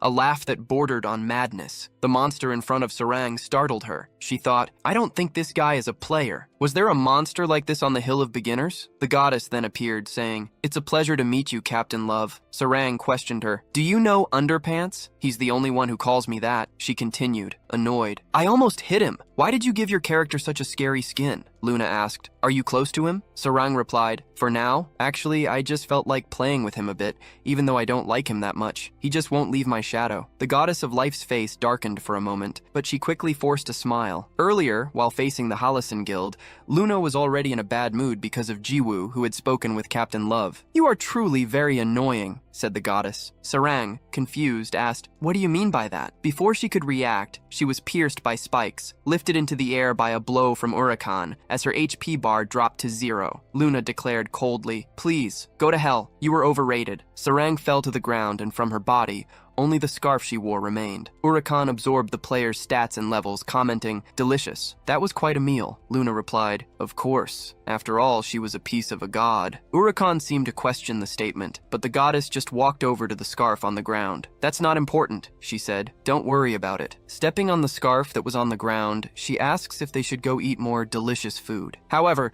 Jiwoo interrupts her, wanting to know where the sickos were going. Both turned around, coming face to face with an angry face. The goddess breaks into a smile, saying it's been a long time, and asks how he is. Jiwoo, however, tells her to shut up. He warns her to get her filthy pig's foot off the scarf if she doesn't want to lose her life again. The goddess looks down at the scarf she was stepping on and moves away, saying she's sorry and that she did it by mistake. Jiwoo watches her coldly. He then turns to Urakan, calling him human with tentacles, and warns that the beating would start with him. Jiwoo raises his staff high. A blast of power stronger than any ever seen is unleashed. The dragon's face lights up for an instant. instant before everything in its direction is completely obliterated. The energy blast pierces the planet's atmosphere and continues flying through the galaxy. When the smoke clears, Jiwoo is still standing. He says he'll let that woman escape just this once and that the cockroach should run along. Luna questions how a cockroach could be as beautiful as her and tells him to stop pretending to be strong, since he couldn't take her life anyway. She advises him to finish his job properly before worrying about her, as his enemy is still right in front of him. Jiwoo looks in the direction of the attack and sees Urakan flying towards him at full speed. Luna calls him "my son" as the dragon readies its claws and strikes him with a blast of power. The blow causes an immense explosion. Urus despairs and shouts for his Hyungnim. However, Jiwoo remains standing, commenting that it surprised him. He questions what Urakan is and why he's fine even after taking his attack. Urus asks if he's okay, and the protagonist confirms, as his wounds regenerate in an instant. Urakan asks why he would be surprised, stating that he could simply dodge that kind of attack. He says the blow simply never reached him. Jiwoo glares at him coldly. "Dodged it, huh? Then I'd better swing harder next time." Urus remarks that it was a nasty bluff, questioning if Jiwoo was saying the previous attack wasn't at full power. The protagonist confirms, explaining that all his attacks so far were just normal strikes. Saying this, he releases an immense energy, leaving Urakan completely terrified. Jiwoo releases energy from his chest, activating the novice skill, Swordsman's Spirit Master. Until now, he could only use one of his skills. He then addresses Urakan, calling him "son of a cockroach." He warns him that, for the first time, he will use a skill. If he gets hit, he'll be gravely injured, so he'd better do his best to dodge. Jiwoo grips his stick with all his might and orders the system to activate the skill Continuous Cut. The unleashed blow flies out of the planet, heading towards Saturn. With every second the attack travels, memories of Sarang flood Jiwoo's mind, and he grows enraged by everything that has happened. The blow seems to completely erase Urakan's existence before continuing on its path and piercing through Saturn. The planet initially begins to dissipate the shockwaves, but it suddenly glows brightly and explodes, causing destruction on a planetary scale. And that was Continuous Cut, the most basic skill of a swordsman. Meanwhile, elsewhere, a live broadcast was about to begin. Hawkeye appears on the screen, introducing himself as the Supreme Commander of the World Union. The chat immediately calls him a loser and demands he shut down the broadcast, but paradoxically, the number of viewers only increases, with more people joining in just to threaten him. Streamer mode is a feature in the game Chrono Life that allows users to broadcast their gameplay. Although any player could use it, it was disabled during Doomsday to ensure the operation's success. Because of this, the identity of the person they were looking for had not yet been revealed to the public. Hawkeye announces that he'll get straight to the point. One person against 3 million players. Realistically, it shouldn't be possible. He claims to have seen the company's notice board,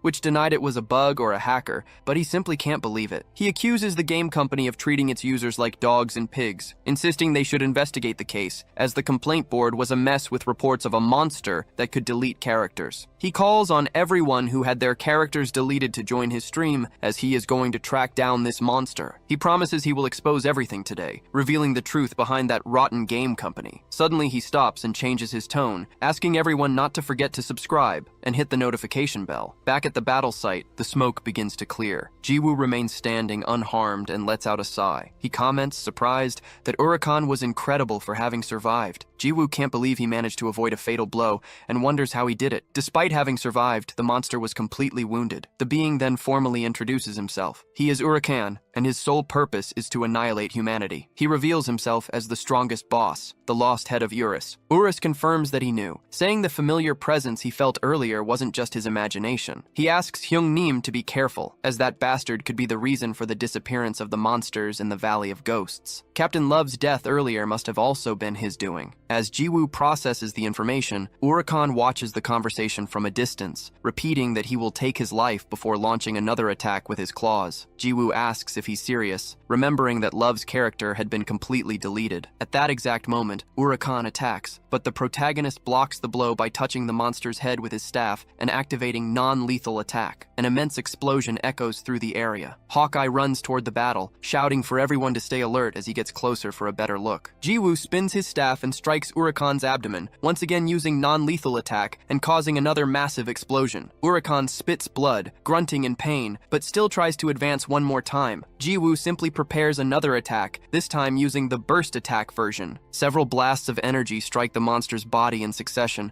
as Jiwoo continues to strike without pausing for breath. A final, immense explosion erupts, and Urakan coughs up more blood. From a distance, Hawkeye watches everything from beneath a tree. The other players wonder who could be fighting in such a high-level battle, but some feel they've seen that man before. Hawkeye, however, is simply in shock. As the smoke clears, Jiwoo's identity is revealed. He was the man from the poster. Everyone is completely stunned. That was the guy who had caused doomsday. Hawkeye remembers how he was utterly defeated and everything that happened, thinking it was all that bastard's fault. He can't believe he's found his worst enemy at the worst possible time and place. Without hesitation, he aims his bow in Jiwoo's direction. The arrow flies toward the battle, but instead of hitting its target, it shatters a piece of Urakan's horn. The onlookers wonder what that was. Suddenly, someone in the chat announces they've recovered their character. Soon, other people start reporting the same thing. Hawkeye is in denial, thinking that should be impossible. The stolen souls were, in fact, returning to their owners, albeit with reduced levels and skill points. With his body covered in wounds, Urakan's level plummets to 723. Jiwoo wonders what is happening. At first, he was dodging the attacks with ease, but now he realizes the monster has gotten slower. Urus explains that the energy the bastard had absorbed was returning to its original owners. Meanwhile, at the company building, one of the team leaders states that he understands the situation. He explains that the player's data wasn't deleted, but rather transferred to Urakan's horns. Yopei, surprised, questions how he, a developer, didn't know about this. The employee replies that he was the design team leader. Back in the fight, a smile spreads across Jiwoo's face. Is this for real? So, if I beat the hell out of this bastard, will Captain Amor return too? The mention of the name seems to startle Urakan. He grinds his teeth in rage and charges forward, screaming that Jiwoo is nothing but insignificant food. Jiwoo responds with a continuous attack, using the non-lethal version of his skill. The blows land squarely, dealing immense damage to the monster. The system notifies that another stolen soul has returned to its owner, and Urakan's levels have been reduced again. Now he was at level 389. On Hawkeye's livestream, the number of viewers just keeps increasing. People in the chat comment that he was the guy who caused doomsday, a player killer. However, now they were getting their characters back thanks to him. Hawkeye, who had been watching with his jaw dropped, closes his mouth. He lowers his bow, giving up on attacking the protagonist. In the penthouse where Sarang lives, she watches the stream on her phone, already in her performance outfit. The viewers celebrate and cheer for Jiwoo. Sarang watches the scene, also with her jaw dropped, and remembers when Jiwoo used to run after her, asking to be carried in the game. The girl reflects on how much he has changed. Back in the game, the smoke from the attack starts to clear. Urakan is kneeling on the ground, his body completely ravaged by the non-lethal strikes. His stats were now equivalent to those of a level 180 player. Jiwoo swiftly closes in. Urus remarks that all the energy in the bastard's body is gone, causing him to revert to his original form. I can tell, Jiwoo replies, wondering how he should end this. Urakan just drools, unable to move, and tries to babble his own name. Suddenly he launches a final spike, which impales the protagonist. It's a direct hit. Everyone watching the stream is completely shocked. Urus's jaw drops, while Urakan opens his mouth in a triumphant roar. Urakan screamed that he was a creature destined to annihilate humanity, as Jiwoo's levels were absorbed as if by a leech. Desperate, Urus tried to call out to his young Nim, screaming as the protagonist was torn in half. Urakan continued to absorb his target's level. What was left of Jiwoo fell to the ground like a twig, and the monster's horn began to grow back. He then burst into laughter, shouting that it was delicious, and that it was his first time having such a fine meal. His level reached 999, but Urakan declared that it wasn't enough. His hunger would never be sated, for he was Urakan the gluttonous. Urus approached what was left of his friend, kneeling beside him. He broke down in tears, calling out for his Hyungnim. Suddenly, the hidden skill healing factor was activated, and the damaged parts began to regenerate. Urakan felt an immense growth in his belly and began to suffer. His belly started to crack, forming a face that stretched out from the monster, turning to stare at him coldly. The face gave a smile that left Urakan completely terrified. The creature screamed in agony, while the protagonist just laughed at the situation. A piece of Daokbei's cigar fell to the ground. Everyone wondered what that disgusting thing was. From above, Luna watched everything, completely astonished. Jiwoo continued his chilling laughter, saying that this was quite fun, and that Urakan looked like an earthworm. Urus questioned if it was really him, and the protagonist confirmed it. Urakan gritted his teeth in anger, screaming that Jiwoo was the child who existed only to annihilate humanity, and once again calling himself Urakan the gluttonous. But his shouting suddenly stopped. Jiwoo began to absorb his belly, using the matter to form his own body. His form began to reshape itself, startling Urus. years. Urakan could only groan in pain as he was being sucked in. Jiwoo stepped onto the ground, completely reformed. The enhanced skill healing factor recovery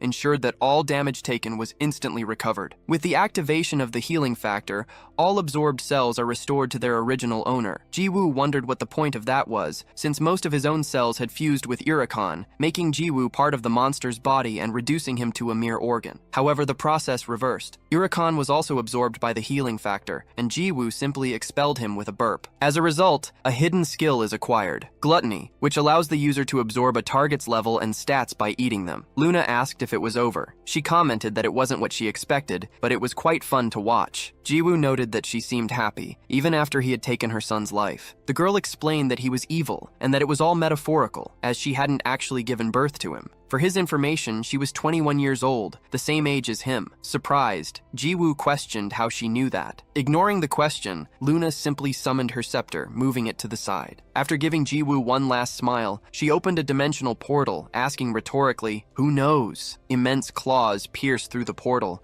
revealing the hand of an absurd creature. Jiwoo was completely shocked. Luna walked to the top of that hand and said her goodbyes, saying she would see him around and calling him for the last time, Mr. Loser. Meanwhile, at the company, Yopei's cigar fell from his mouth. He ordered them to handle the situation by posting a notice about a reward event and to continue monitoring what he had requested earlier. Remarking on how entertaining the situation with Urakan was, he gave a new directive. From now on, they were to focus their monitoring on just two people. One of them, formerly Urakan, and the other, Luna. Back in the old starting village, players raised their hands high, glorifying Jiwoo's deeds and shouting that he was a hero. Some people played trumpets, calling for all residents of the starting villages to hail their game's hero. Jiwoo put a hand to his head, being dramatic. He wondered who had revealed his secret and his strength, ruining any plan to hide his power. Hawkeye's live stream peaked at 235,000 viewers, and clips of the event spread across various communities, like YouTube. Amid the praise, an elf shouted for them to stop talking nonsense,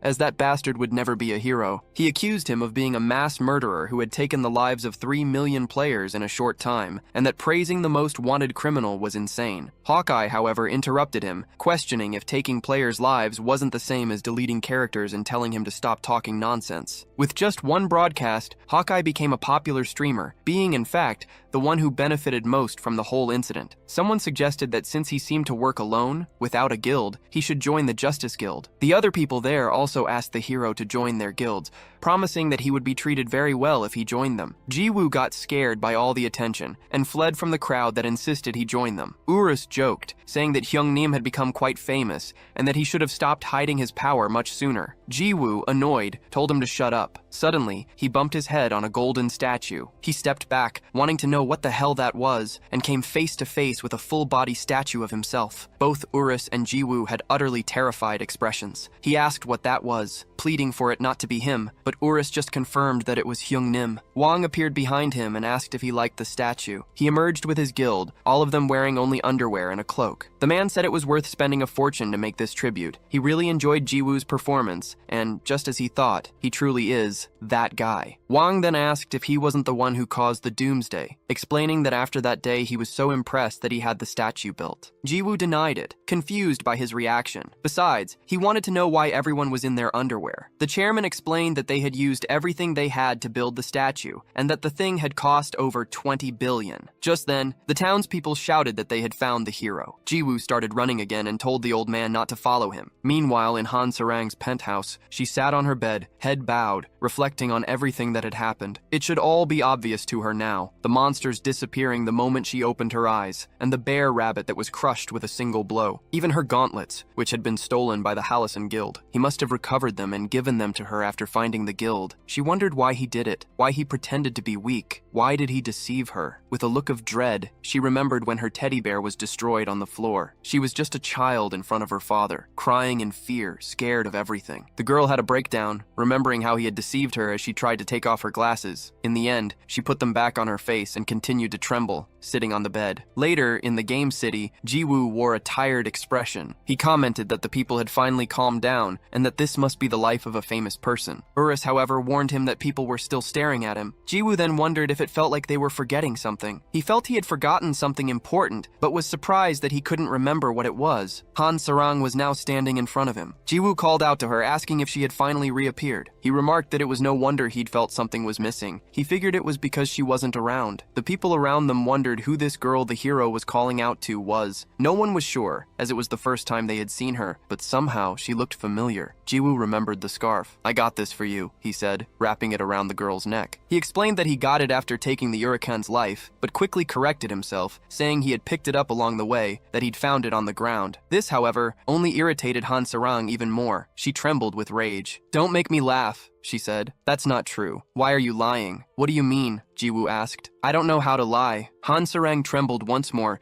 this time with anxiety, and gritted her teeth. "Underpants!" she called him. "Weren't you the guy who delivered rice cakes to my house?" Jiwoo was confused, wondering what she was talking about, but then he realized what had happened. Remembering the moment he'd delivered the rice cake to her, he was in complete shock. "It can't be," he murmured. "Captain Love was Han Sarang." The girl then confirmed it, as the audience watched the drama unfold. "That's my identity in the real world, outside the game." Han Sarang's story was that of a girl who simply loved to sing. "Are you crazy?" her Nuna questioned. "You can't just reveal your identity in front of so many people. Do you have shit for brains?" She was already the #1 trending topic online, and it was a total frenzy, with journalists clamoring for interviews. On top of that, you customized your character to look exactly like you. You should have thought of that before you started playing. Customization is a feature in the game used to alter a character's appearance, but in virtual reality, the law requires players to log in with their real-life looks. The Nuna yelled that she should have at least changed her hairstyle, and that it was a miracle her identity hadn't been exposed until now. "And what's the big deal?" Han Sarang retorted. "I wasn't even trying to hide it. Is it a sin to play a game? Why should I have to hide my identity? I play to have fun, so I shouldn't have to care what other people think. It's because I'm afraid your real personality will be exposed. Have you forgotten you've been putting on an act for the entire nation?" said the Nuna. This only infuriated Han Sarang more. "I never wanted to pretend in the first place," she yelled. "You're the one who forced me to do it. I told you from the very beginning I didn't want to lie because I hate deceiving my fans." Then, she slammed her bedroom door shut. The Nuna just grumbled that she was such a stubborn girl. Han Sarang grabbed the virtual reality headset and quickly put it on. The system activated the device and scanned her iris. The trembling girl slowly began to calm down. The system announced that the authentication was complete, connecting to Chrono Life, in the past, at a school playground. Han Sarang hummed a tune about who drinks from the mountain spring. At dawn, a rabbit rubbed its eyes awake, but instead of washing its face, all it did was drink. Han Sarang discovered her talent for music at a young age, and surprisingly debuted in the industry when she was only 5. Genius, prodigy, a heaven-sent singer, or even a reincarnation. That's what they called her. Her debut was more glorious than anyone else's. However, a tragedy struck, as if it had been waiting for the right moment. Her flower, meant to bloom gloriously, was trampled by filthy corporate adults, and the very people who should have protected her the most were her own parents. Of course, the reason was money. It was an all-too-common problem seen throughout the entertainment industry, a tragedy that ruined a young child's life, as if she were a tragic character in some cheap drama. Just like that, Han Sarang was cruelly overworked. Various music programs, interviews, a variety of shows, and countless commercial shoots demanded her time. The reason she could handle such a harsh schedule, one that even an adult couldn't endure, was ironically because of her parents, who would always ask what the problem was, saying she can do better than this. Even while crying and fearful, Han Sarang would force an anxious smile onto her face. However, the child's small body quickly reached its limit. On stage, during the year-end special broadcast that was pulling in the highest ratings of all time, she was preparing for a spectacular final performance. Under the extreme pressure, at the very end of the show, the girl collapsed, vomiting on the stage floor as the horrified audience watched. The girl began to cough frantically, calling out for her parents in fear, but they didn't respond. Instead, they covered their faces, overcome with anger. Seeing their reaction, the already ill girl fell into an even greater panic. And just like that, the child was left with a scar she would never forget. Sitting in a verdant field, Han Sarang reflected on her life as she gazed at the landscape. She remembered the protagonist putting the scarf around her neck and instinctively clutched it. Then, Jiwoo found her, saying he'd finally located her. The girl spun around, startled. The protagonist explained that a gut feeling had led him there and asked why she had suddenly run off, admitting he'd been worried. In response, Han Sarang simply told him to get lost. Jiwoo was completely confused by her reaction. He asked what was wrong, and Urus commented that she must be angry. The Hyungnim didn't understand that she was furious because he had deceived her by hiding his power. Jiwoo asked what he should do now, and Urus advised him to apologize, since lying to her had been wrong. The protagonist starts to cough a little, calls for the girl, and apologizes. He explains that he never meant to deceive her,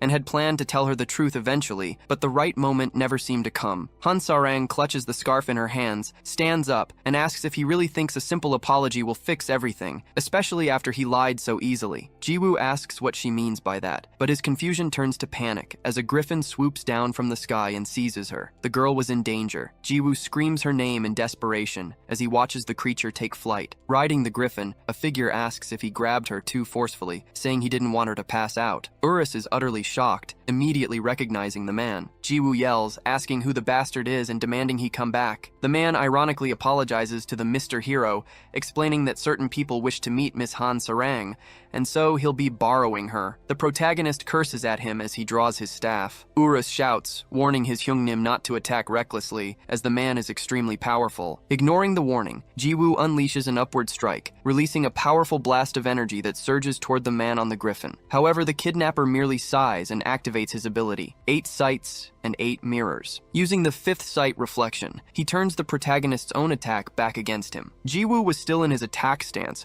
when his own blast came hurtling back at him, leaving him completely stunned. The energy hits him head on. The explosion is so powerful that the shockwave devastates the landscape and extends beyond the atmosphere. Everything to Jiwoo's right is annihilated, including his own arm. Urus screams for his Hyungnim, desperately asking if he's all right. The protagonist had just sustained a critical injury, and his healing factor activates immediately. A new arm grows in its place. Jiwoo looks up, filled with rage. Urus asks if he realizes now that this person is no ordinary human. The man's name was Habayak, and he is in existence just like Urus. Jiwoo questions if in that case he shouldn't be a weakling. However, Habayak's mirror shatters. He is completely surprised by this, but soon a smile spreads across his face as he says that Jiwoo is truly incredible, the first to break his defense since that person. However, he declares that a mere human does not deserve to possess the fragment of a god. In a hidden tower in the western forest, Sarang wakes up and quickly backs away, demanding to know what the hell was going on, who he was, where she was,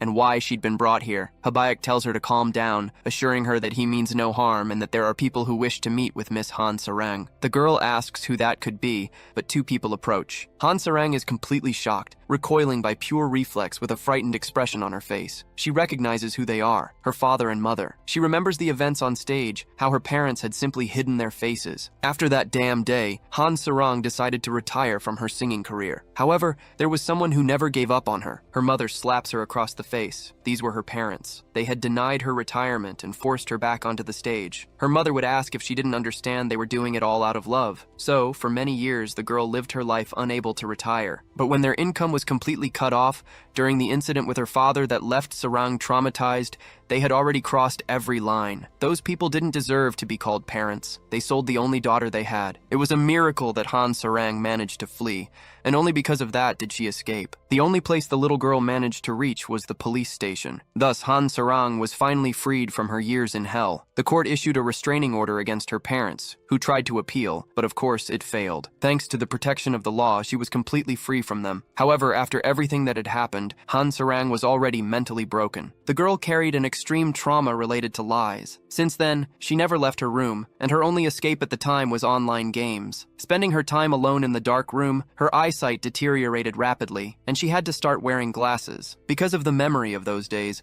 she still gets anxious in real life if she takes off her glasses. The day she stepped out into the world once more will be told a little later. Back in the present, Sarang is with her parents. She trembles with pure anxiety, asking about the restraining order. They reply that they entered the game after seeing an article saying she played Chrono Life. They say it still would have been difficult to find her on their own, but fortunately, someone helped them this time. Habayak simply says his goodbyes, telling them he'll step out for a bit so they can talk freely, and immediately disappears from the spot. Sarang's mother says she's grown up up so much. They had only seen her on TV, but it was so good to see her, even if it was in virtual reality. She laments how cruel the world is for using the law to separate parents from their daughter. Sarang begins to have a breakdown, grinding her teeth in anguish. Then she asks what they want and says that if it's nothing, she can just log out. Her mother shouts that they are very sorry. She says they've wanted to apologize for some time and that they were too harsh that day. She asks if Sarang could forgive them, if possible, because they want to have a happy life with her once again, like in the old days. Meanwhile, Habaek is walking outside the tower. His griffin suddenly stands up. Jiwoo was standing right behind him. Habaek says that place was kept secret, but he supposes Urus guided him there. He starts to explain, but Jiwoo tells him to shut up. Jiwoo states that he will fight again, and that even if he wins, he'll only be relieved after getting his just revenge. Habaek sighs, snaps his fingers, and says there's nothing to be done. His griffin begins to roar and then flies at the two of them. Jiwoo asks if the bird will be the first. Jiwoo is surprised, as there was now not one, but two griffins. He rubs his eyes, completely shocked by the number of multiplying birds, and wonders if this was some kind of copy pasta. Habaek uses his fourth vision, called photocopy, and tens of thousands of griffins advance on Jiwoo. What the hell is this? He wonders, as he swings his staff, causing an explosion that obliterates everything in its path. However, the debris hangs suspended in the air, and suddenly, more griffins begin to emerge from it. Jiwoo asks who that guy is, and Urus explains that it's photocopy, the fourth ability of Habaek's mirror. He warns that Hyungnim must be careful, as the mirror's complete ability is called 8 Visions. Jiwoo says it's the first time he's heard of it. Urus explains that there are 8 mirrors, and each level, from the first to the 8th vision, has a different effect. For example, the one he used before was Reflection, which reflects all physical and magical attacks. Jiwoo complains that it's too overpowered and that they should balance the game. Urus looks at him, finding it somewhat absurd to hear him talk about balancing. In truth, it didn't matter, as the company never intended to balance things. Habaek isn't a user, but a boss that needs to be defeated. Meanwhile, Habaek just stares at him in silence. Jiwoo sarcastically remarks that the game is funny, with a boss walking around pretending to be human. He wonders what kind of animal came up with that idea, but he's interrupted by a griffin attacking him from behind. Caught by surprise, Jiwoo spits blood. Immediately, the other griffins shoot fireballs, launching them all at the protagonist. Despite the powerful attacks, Jiwoo remains standing, complaining that they scared him for a moment. Then he rises with his staff in hand and uses his skill, Continuous Cut. The griffins in front of him begin to dissipate. Habaek, however, just sighs once more. He says it's useless, no matter how many Jiwoo defeats, since he can copy as many as he wants with photocopy. To prove his point, other griffins appear in place of the old ones, growling at the protagonist. Jiwoo asks if he's being serious and realizes that to win, he also needs to shatter that mirror. Habaek, in turn, just maintains his evil smile. Jiwoo uses Continuous Cut once more, eliminating all the creatures. However, as soon as the griffins are reborn, he unleashes another barrage of continuous cuts. After repeating this action a dozen times, planet Earth begins to emanate many beams of light and tremble with each continuous cut launched. Finally, the mirror cracks a little. Habaek is completely surprised by this, wondering who this guy was. Jiwoo simply pointed the stick at him,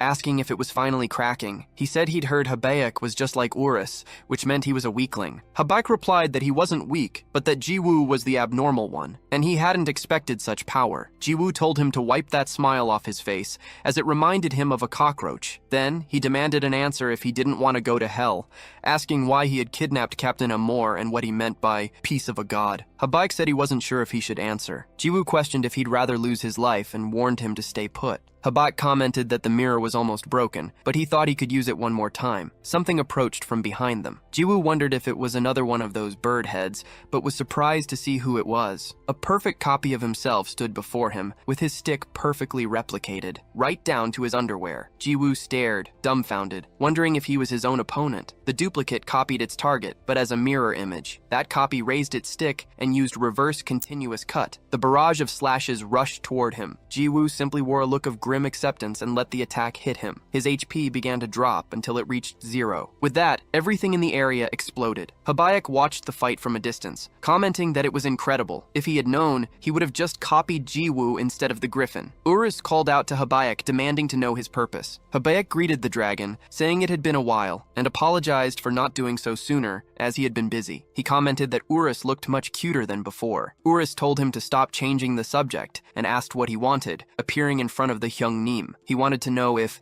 that person had sent him. Habaek called Urus by name and asked if he could pinch his cheeks just once, to which the dragon called him a piece of shit. Suddenly, something on the ground began to grow. The pieces of flesh writhed rapidly, taking on a sinister form. Habaek questioned what it was, while Urus wondered if everything was starting all over again. The healing factor activated, and Jiwoo's health was fully restored. He walked forward, fully recovered, but his body still twitched like a character from a horror movie. Suddenly, the newly formed figure called out to Habaek, startling the villain. Jiwoo's copy appeared behind him. Jiwoo turned and said, "There you are, you damn imposter!" The copy just stared at him in silence. Urus commented that the clone looked even more like a fake than the original, but Jiwoo told the dragon to shut up. The copy grips his staff tightly and unleashes a downward slash against the protagonist. The blast of energy flies at high speed. Jiwoo just sighs at the attack, and returning to his original form, also wields his staff, countering with an upward slash. The two powers collide violently. Everyone watching the fight was stunned. It was as if two opposing forces were colliding on the planet. As the smoke begins to clear, the two Jiwoos charge at each other, gritting their teeth and screaming in unison. Their powers clash, along with their staffs, which move at a blinding speed. The shockwaves from the blows reverberate throughout the area. The protagonist focuses all his strength into his attacks,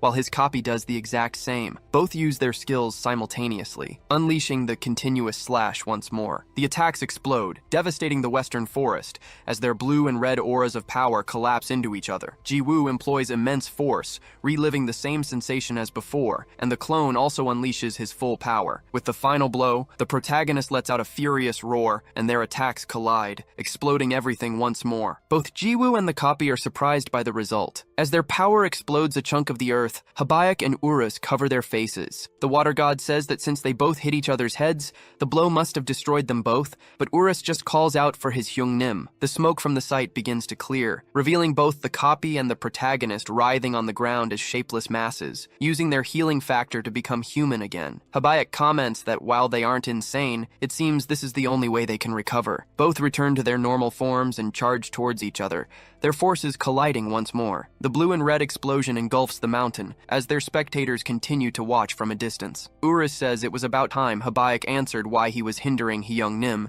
and why he kidnapped Captain Love. Habaek keeps a smile on his face, saying that, as expected, Urus knows nothing and tells him to pay attention to the others. He continues, stating that not even that person can act carelessly around him, the strongest being in chrono life. This was the proud Urus. Habaek then says he would also like to ask something. Why was Urus, who never had any interest in anything in the world, accompanying a mere human? Why? Urus repeats, wondering if Habaek still hadn't realized. His colleague says that in any case, Urus has misunderstood several things, and that he can rest assured, as he wants nothing to do with Mr. Hero. The objective was only the peace of God. Urus questions if he was talking about Captain Love. Habaek starts laughing, asking what he was talking about, since a human would never have such value. Han Sarang was merely the owner of the peace of God. Meanwhile, facing her parents in the hidden tower, Han Sarang's mother apologizes. She says she is very sorry and hopes her daughter can accept, until she notices that the girl had nothing in her hands. She falls silent for a few seconds and then suddenly grabs her daughter's hand. "My beautiful daughter, Han Sarang, where are the gauntlets of silence?" Back on the mountain, Urus asks, "They are the peace of God, and they only cost 10 million? Habaek replies that the price isn't important, and that soon the item will be accessible to normal players. The items in Chrono Life were divided into several ranks. First, there were the lowly normal rank items. Second, came the rare rank. After that came the unique rank, and finally the Newman rank. Urus had also heard that a transcendent rank existed, but he had never seen one in real life, and he remembers that they were all in Jiwoo's possession. Habaek says that regardless of strength or rarity, the peace of God is very special, although the transcendent rank is an exception, especially for the gods of this world. Meanwhile, Luna was watching the fight from afar. She comments that Mr. Habaek really spilled all the secrets, and that a man who can't keep his mouth shut wasn't attractive at all, asking if that wasn't true. Beside her, a god eats a sandwich and reveals that this was nothing new. Everyone already knew, since Luna herself had also been collecting pieces of God since she arrived at the Halasan Guild that night. That thing referred to the gauntlets of silence. Luna says that, as expected, he had known all along. The god asks if she thought Urakan could absorb the peace of God. The goddess of life agrees and says she pretended to be calm, but the result was different from what she was thinking. Suddenly, an even larger explosion erupts. Jiwoo and his clone's powers collide. Jiwoo begins to feel the effects of fatigue, but his clone does not. Then, with a precise strike, the clone attacks. Jiwoo quickly realizes what's about to happen, but he's struck by a slash across his chest and thrown far away. Urus calls out for his Hyungnim. Habaek explains that their stats and control are identical, but there was a clear, fatal difference: the difference between a user and a bot. Unlike the hero, the copy won't make any mistakes due to fatigue management. Thus, the tide of battle will likely turn. Urus flies toward his Hyungnim. Habaek just sighs at the sight. Jiwoo's body dissolves into goo on the ground, but suddenly reforms, a wound on his chest. Urus quickly reaches his side. Jiwoo activates his healing factor and his body begins to mend, even clearing the blood from his mouth. He shouts that this was damn fun. Urus and Habaek are surprised by his reaction. Jiwoo explains that it's been boring all this time, since he could take everyone down with a single blow. He says he doesn't want to kill that phony, just keep playing. Urus questions what he means, as he was in a very dangerous situation. The clone charges at him, and Jiwoo laughs at the idea that he's in danger. He stands still before the attacks, commenting that there are two ways to finish this bastard. From Urus to the gods, everyone is surprised by this revelation. The two sticks collide, causing a huge wave of smoke and an explosion that destroys another part of the land. Urus tries to cover his face, while Luna and the god just withstand the impact. Suddenly, the smoke dissipates. Habaek comments that Jiwoo had mentioned two ways to finish him, and was curious to know which method he would use. Luna, eating a piece of her sandwich, says he was just bluffing. Compared to the other bosses in Chrono Life, Habaek was on another level, and his 8 Visions ability was simply broken. He wasn't a boss to be faced alone, and she doubts Jiwoo can defeat him. Jiwoo then reveals that the first method was to simply destroy the planet. Luna and the god become completely apprehensive, but the protagonist explains that if he destroyed the planet and ended the game like last time, Captain Love would return to the starting village, and this phony would disappear. However, he's not really in the mood for that and prefers to try something new. The two gods are slightly relieved. Meanwhile, Yopei bites his nails, begging for him to get on with the second method, clearly the most anxious about the situation. Back in the hidden tower, the mother asks her daughter where the gauntlets of silence are, asking her to be honest and promising she won't get mad. The father intervenes, saying Habaek would give them a lot of money if they got the item. He claims they aren't asking for much, and that for bringing her into the world, she owed them this. Sarang replies that she doesn't know either, as she lost them a while ago. Her father steps closer, questioning if she hid them. Sarang denies it, insisting that's not what happened, but he brutally strikes her across the face. Her father calls her an ungrateful brat, shouting that they tried to endure it when she ran away. He says she was a waste of money, and must have forgotten who did everything for her, demanding to know where his money is. Back at the battle, a magic circle forms beneath Jiwoo. Urus wonders what it is, questioning if it's a new skill from the rookie master. Habaek also looks surprised, but the dragon seems to recognize that violet spirit. Jiwoo activates the ability he absorbed from Urakan, and a tentacle emerges from his body. That was gluttony, emerging from his mouth. As Urus wondered if they could escape that place, the tentacle pierced the clone's back and began to absorb its body. Habaek questioned, "Was this your plan? Did you think my clones couldn't copy the gluttony skill?" Immediately, another tentacle emerged from the clone's mouth, striking Jiwoo in the chest. Both began to absorb each other. Habaek explained that the opponent was a reflection that mirrored everything. As such, it also possessed the gluttony skill, in addition to the healing factor and the battery. Jiwoo's strategy had failed. He really should have tried the first method. Jiwoo, however, ordered, "Equip reserve battery." Habaek wondered what that was, but before he could understand, he was struck by a stinger in the chest. Jiwoo explained that his second attack was aimed at injuring the main body. The tentacle began to absorb Habaek, who realized too late. The attempt to absorb the clone had been a feint from the very beginning. As his body began to disfigure, the clone started to falter, disappearing shortly after. Jiwoo said, "I knew it. If the main body suffers a fatal wound, the clone disappears. It was fun fighting you, you bastard, but now, goodbye?" Habaek continued to be absorbed relentlessly, but he began to resist, managing to sever the tentacle. Jiwoo was surprised by the reaction. The mirror bled along with Habaek. He gripped the artifact tightly, shouting, "You bastard! I didn't know I'd be cornered like this! It's a shame, but I have no choice but to give up the piece of God, the gauntlets of silence." The god was surprised, questioning if the piece of God hadn't already been absorbed by Urakan, and if Habaek was unaware. Luna denied it, admitting she hadn't told him. Habaek flew high into the air, announcing he would retreat for now. Jiwoo retracted his tentacle and taunted, "How dare you leave? You're just a loser giving yourself permission to flee." "You're right," Habaek agreed. The loser should run with his tail between his legs. With that, he threw the mirror toward Jiwoo, who acquired the artifact imbued with one of the 8 visions. Jiwoo questioned the gesture, and Urus was surprised that Habaek had given him the item. Habaek told him to accept it, considering it a reward for defeating the raid. He explained that it wasn't a formal reward, but something he would have given him anyway for being spared. Jiwoo asked why he would do that, since he could get better items by taking his life. Habaek agreed, but explained that he needed to be alive for the mirror to work, which was why it was better to let him live. With that, he bid farewell and left. Ownership of Habaek's mirror was transferred, and Jiwoo was now its new owner. He, however, just shrugged, thinking it didn't matter. His main objective in the first place had been Captain Love, not the man with the mirror. Inside the hidden tower, in the same room as before, Han Sarang's father continued to assault her. He yelled that she was an ungrateful brat and had no idea of the suffering they had gone through because of her. He demanded that she obediently listen to her parents, calling her rebellious, and asked if she had forgotten who brought her into this world. The girl fell to the floor, keeping her head bowed. The old man sighed, tired, but then a smile spread across his face. "That's right," he said. "Now that it's come to this, we no longer need the gauntlets of silence. From now on, we can just take the money from him." Han Sarang thought she couldn't take it anymore. Her mother approached and said this was a game and that the court's protective order didn't work here. She couldn't even run away. As Han Sarang clenched her fists,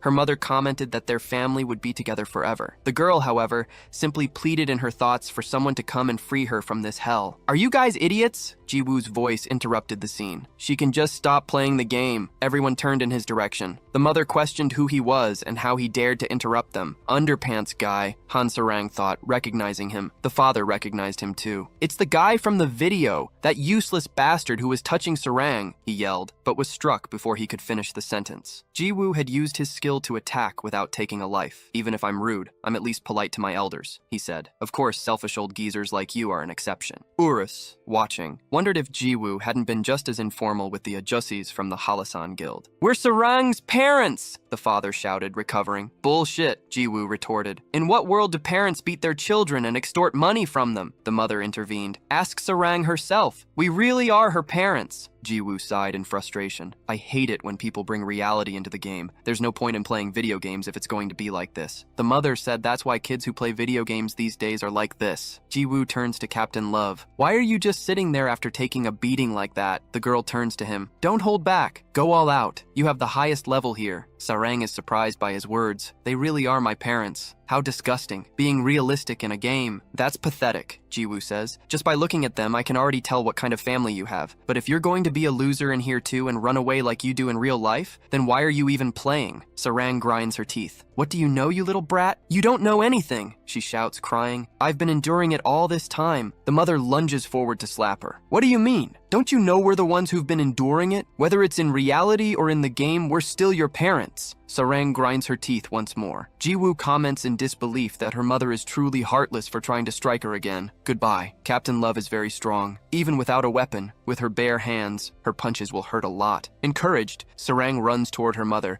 who backs away, frightened and grinding her teeth. Bad memories from her childhood flood the girl's mind. Sarang charges forward with a clenched fist, crying, and lands a direct hit on her mother's face, sending her flying from the impact. Sometime later, Sarang appears in an interview about her, a famous idol, being a player of the game. "Yes, that's me. I've been enjoying Chrono Life a lot all this time." The interviewer comments that the game is quite realistic and asks if she doesn't mind taking the life of even a rabbit. "Of course I can pummel the monsters. It's a great stress reliever," she replies. The idol had completely overcome her trauma and now lives comfortably. Her anxiety disappeared, and she doesn't even need to wear glasses anymore. The interviewer observes, "That's the opposite of how you normally are." "The opposite," Han Sarang repeats. "Maybe the way I am in the game is who I really am." The audience blushes at her declaration. Sarang continues, "But who cares about things like that? Who I really am. If you're looking for reality in a game, then there's no reason to play." In his house, Jiwoo watches the interview on TV. Jiwoo sighed, wondering if it was because of her cool and honest answer that she now had so many more fans all supporting her. He supported her as a fan too. The media's narrative was perfect. The idol Han Sarang, who overcame her trauma, had left the world of gaming to live happily in reality. Upon entering Chrono Life, however, the reality was different. Sarang shouted, "That damn brat is late again. He has a habit of doing this. Does he really want to go to hell?" Jiwoo defended himself, saying he came as soon as he watched the interview and that she was the one who should be at the broadcast station. "The interview was pre-recorded," she retorted. In truth, the idol hadn't stopped playing after overcoming her trauma. On the contrary, she was now logging in more frequently,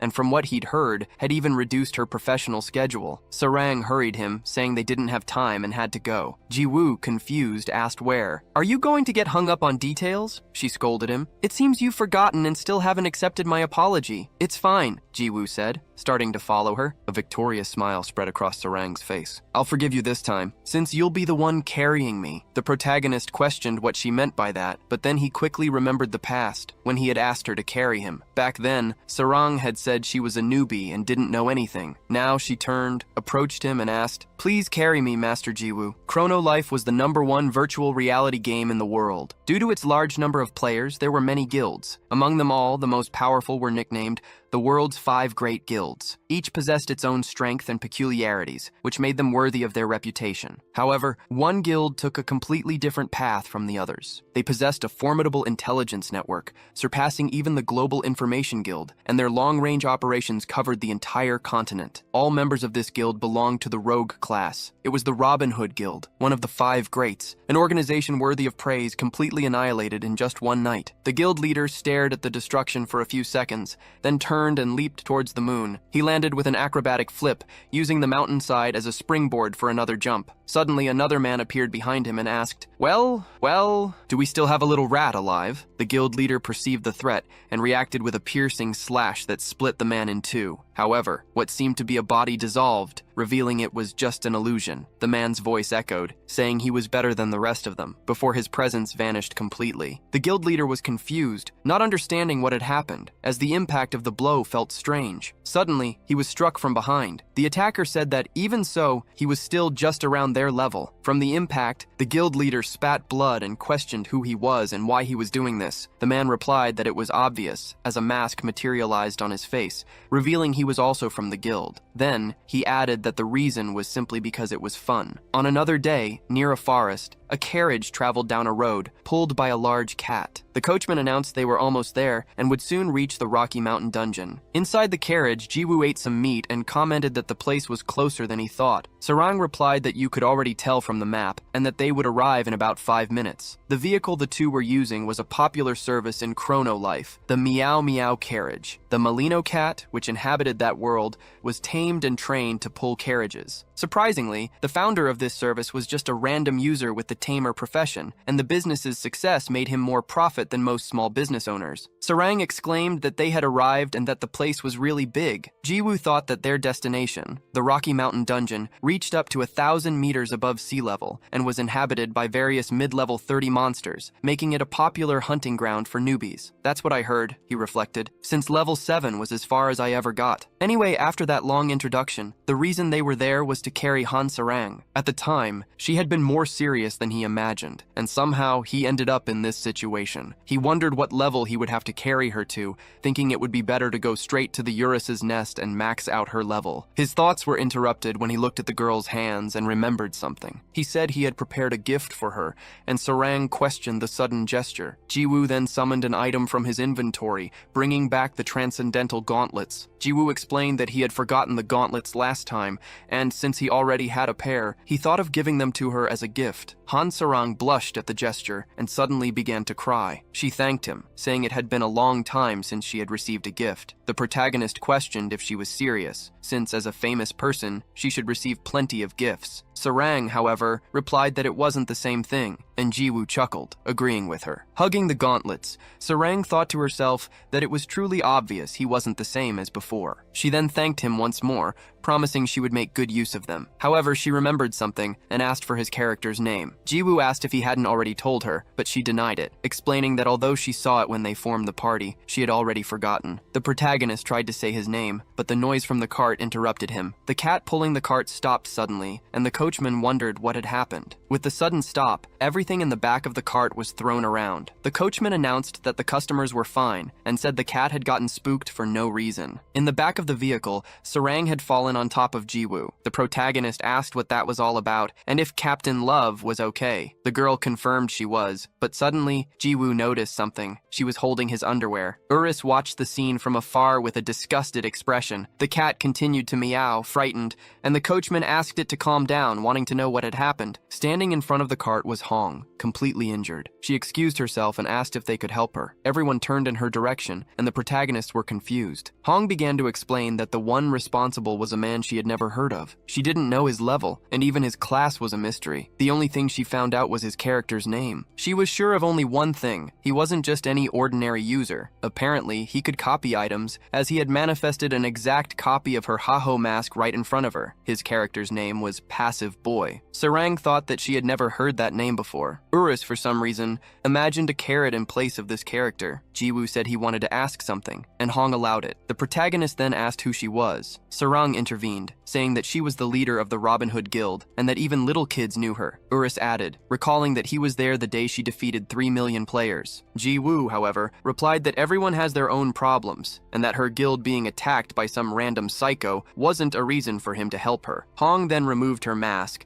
and bowing asked for forgiveness, saying that it was she, personally, who was asking for help. Despite her not even having introduced herself properly, Jiwoo commented that she was persistent, but that he still had no reason to help her. Hong, who was actually a very beautiful girl, introduced herself once more. Suddenly, Jiwoo changed his mind. Who cares about the reason? Helping people in need is my hobby and my specialty. Sarang just thought, what a scumbag. Hong thanked him for agreeing, assuring him that he would definitely not regret this decision. She then revealed that the problem was also related to him, which surprised Jiwoo. Meanwhile, at the Chrono Life building, an employee announced it was time to leave, telling the colleagues from the infrastructure support team that everyone should go home. A man replied, envious, that they still had to work overtime. The team leader questioned this as they didn't have permission. Seo Seung-won intervened, telling them to leave their work and go home, as he would do the overtime alone. A colleague joked, suggesting he still hadn't made up with his wife. After the joke, everyone said their goodbyes and left. Seung-won was left alone in the office and sighed, a smile on his face. Bunch of damn idiots. He grumbled that those bastards only knew how to play dumb, criticizing Gen Z. To him, they took advantage of everything life offered, and because of that, they were ruined, destined to live a poor life forever. Saying this, he put on his virtual reality glasses. Now that they're gone, it's time to make some real money. The device verifies him and connects to Chrono Life. The GM's private line is identified, revealing him to be Passive Boy himself. Once inside the game, the man flies over the mountains. He says the time has come and summons his item, a powerful red sword. This is the Executioner's Blade, level 99, a unique item of incredible power. Seung-won smiles. It's time to work overtime. Everything he has is at the maximum level. The master level, the highest tier, is something that not even professional players can reach, and it is at this level that one can obtain the highest rank items, the Transcendental rank. This information leaked and became a hot topic among players. However, no one had ever seen one of these items. Sarang thinks in shock that she's seeing a real weapon, straight out of a legend, the Transcendental Gauntlets. She's completely frozen by the sight. She calls out to Underpants, saying she just wanted a closer look, but now she wants to put them on. In disbelief, she asks if that is really a Transcendental rank weapon. Jiwoo casually replies that she can use it, as he has several of them. The girl swallows hard. She equips the Transcendental rank weapon,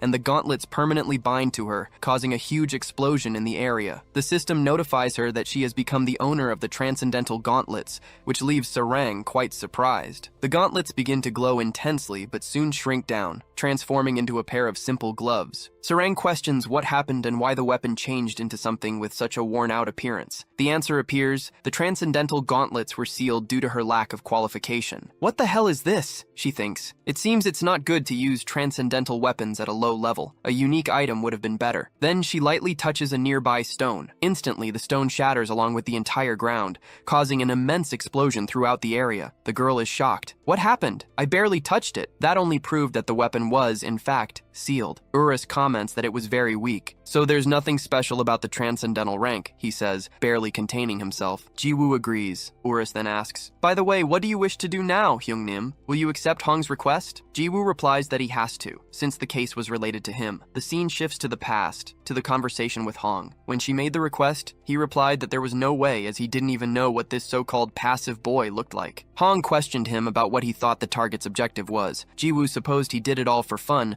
but Hong stated that this was obviously a lie. His objective is money. He copies items and sells them for a profit. According to Guild Intelligence, we've heard he's a merchant player. Furthermore, he has been selling several items from Eurus's nest recently. And despite the problem with the decline in value, what he does isn't illegal. However, his actions are an abuse of authority. Jiwoo asks what she meant by that, and Hong continues her explanation. Anyway, this is where you get involved. If If we leave Passive Boy alone, the game's economy will collapse, and Chrono Life will fall into ruin. Jiwoo scratches his nose, wondering if she was serious. But what's the problem? Just report him to the customer service center, then his account would get banned. Hong laughs. You're more of an idiot than I thought. Jiwoo bristles. What did you just say? The girl explains that the customer service center won't solve the problem. As soon as they reported it, they would just get an automated response. Hong climbs onto her carriage, saying, You're the only one who can stop him in this game, since you're the one who defeated the World Union Guild all by yourself. Then she jumps from the carriage. I'm counting on you. Before the game gets even more ruined, you must find the Passive Boy and destroy him. Back in the present, the young man complains that it's a pain,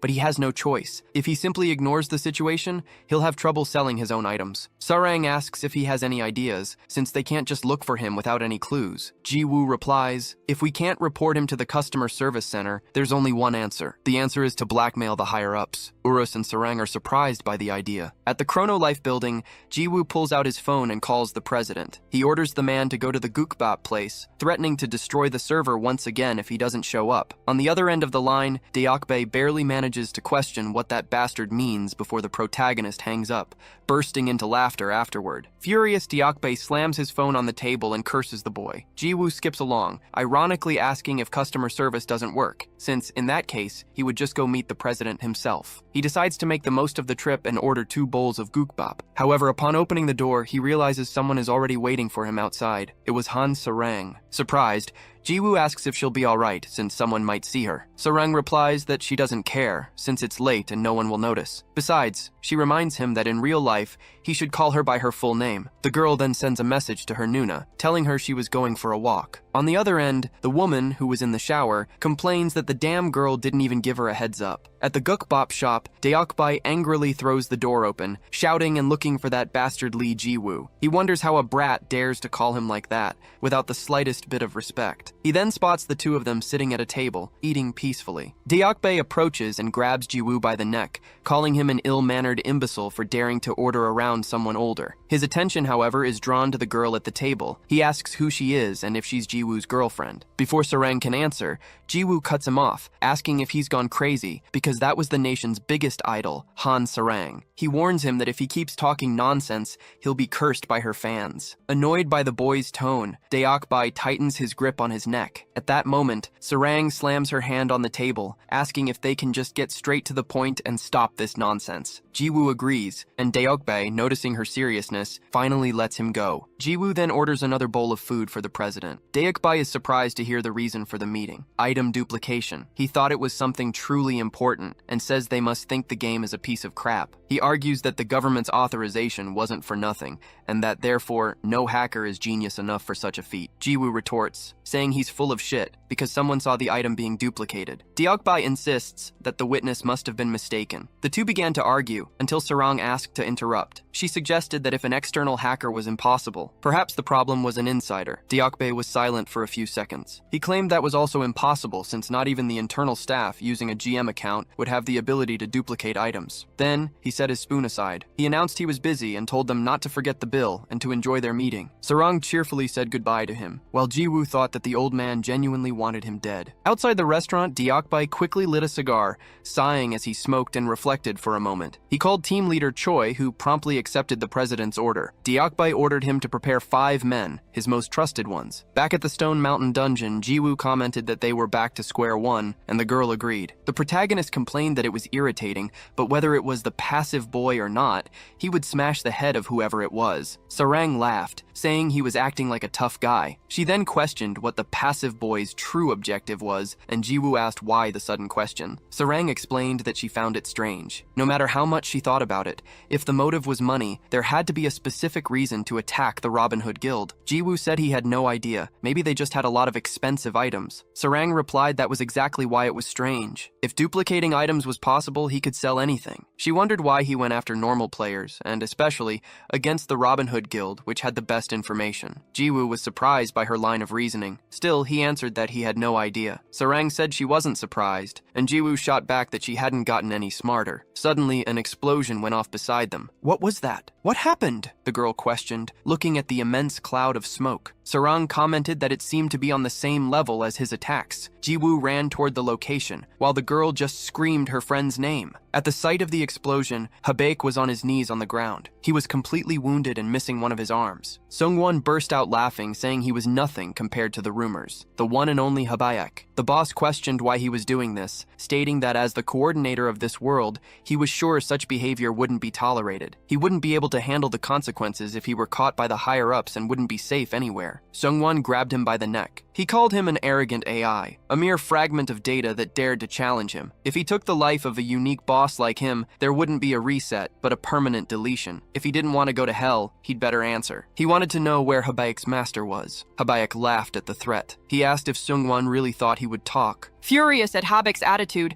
Seungwon raises his sword, telling him to go to hell. However, a voice suddenly commands him to stop. Seungwon realizes someone important is there. It seems she arrived before he did. The goddess of life, Luna. He then tells her to wait a moment, because he's going to finish this guy off and she'll be next. Luna simply sighs with a faint smile and says it's no use, as after logging into the GM account, he became just like those other overexcited bastards. Enraged, Seungwon insults her, but Luna simply informs him that he's nothing more than a piece of trash. Seungwon halts his sword and then lets out a laugh. He hurls Habaek to the ground, wondering why he should waste his time when she was going to be next anyway. He turns and walks toward Luna, saying he wants to know where Habaek's master is. However, he adds that she doesn't have to answer right away, because they can take their time. After all, once he rips off her arms and legs, he'll hang her from a tree, cauterizing the wounds and keeping her healed so she won't die. That way they can talk all night long since he's working overtime. Luna gives him a cold stare, reminded of the protagonist. She closes her eyes, saying that Seungwon looks just like him, but is in fact his complete opposite. Confused, he asks what the hell she's talking about and tells her to stop spouting nonsense. Suddenly, a gigantic claw descends from the sky, completely crushing Seungwon. Blood splatters across Luna's face as the creature's palm remains motionless over the spot. To her, it just meant he was utterly disgusting. Luna then turns to leave, her immense beauty on display as she walks away. Suddenly, Seungwon's voice echoes. I'd forgotten about this thing. He reappears and pats the monster's leg, concluding that Luna must be the creature's owner. He realizes that's why she was so confident, and admits this is going to be a thorn in his side. Surprised, Luna turns around and asks how he could still be alive. She declares that this time she'll make sure he doesn't return, as trash like him doesn't deserve to live. Seungwon, however, simply says he doesn't care. Seungwon then begins to summon a space. Luna looks around, and suddenly, they are in a separate dimension. The GM zone was a space that could only be created by those with special privileges, and was used for specific purposes, like testing. Seungwon questions if he doesn't deserve to live, saying she's being cringy and needs to stop thinking the game is real life. Luna just gives him an ice-cold stare. Outside the space, Jiwoo and Sarang continue to run toward the scene. The girl asks if the explosion was caused by the passive boy. Jiwoo confirms, saying he also thinks it's the hacker from the company. The president had said it was impossible, but his expression told a different story. He asks if she hadn't heard that the passive boy single-handedly crushed the Robin Hood Guild, concluding that the bastard must have made a super-powered account and was making his move right now. Sarang called out to her friend, asking if there was any way to run faster, but Jiwoo replied that he hadn't put any points into agility. As they got closer to the GM zone, Sarang asked what it was. Habaek, who was already there, said they were the traces of the passive boy's teleport. It's been a while, Mr. Hero. Jiwoo asked what he was doing there and what had happened to his arm. Sarang just remembered that this was the guy who had kidnapped her. Habaek explained that he was attacked by the passive boy and that he had also dragged Luna into the GM zone. Jiwoo wanted to know who Luna was, and Habaek said she talked about him a lot, insinuating that Jiwoo had a crush on her, which irritated Sarang. She had straight black hair and a nice body. Jiwoo asked if he meant the little cockroach, since they didn't even know each other. Sarang commented that this was underpants boys type, but Jiwoo told her to get a grip, saying she was the one who kept saying things like that. He added that he wasn't crazy enough to like someone who had insulted his parents,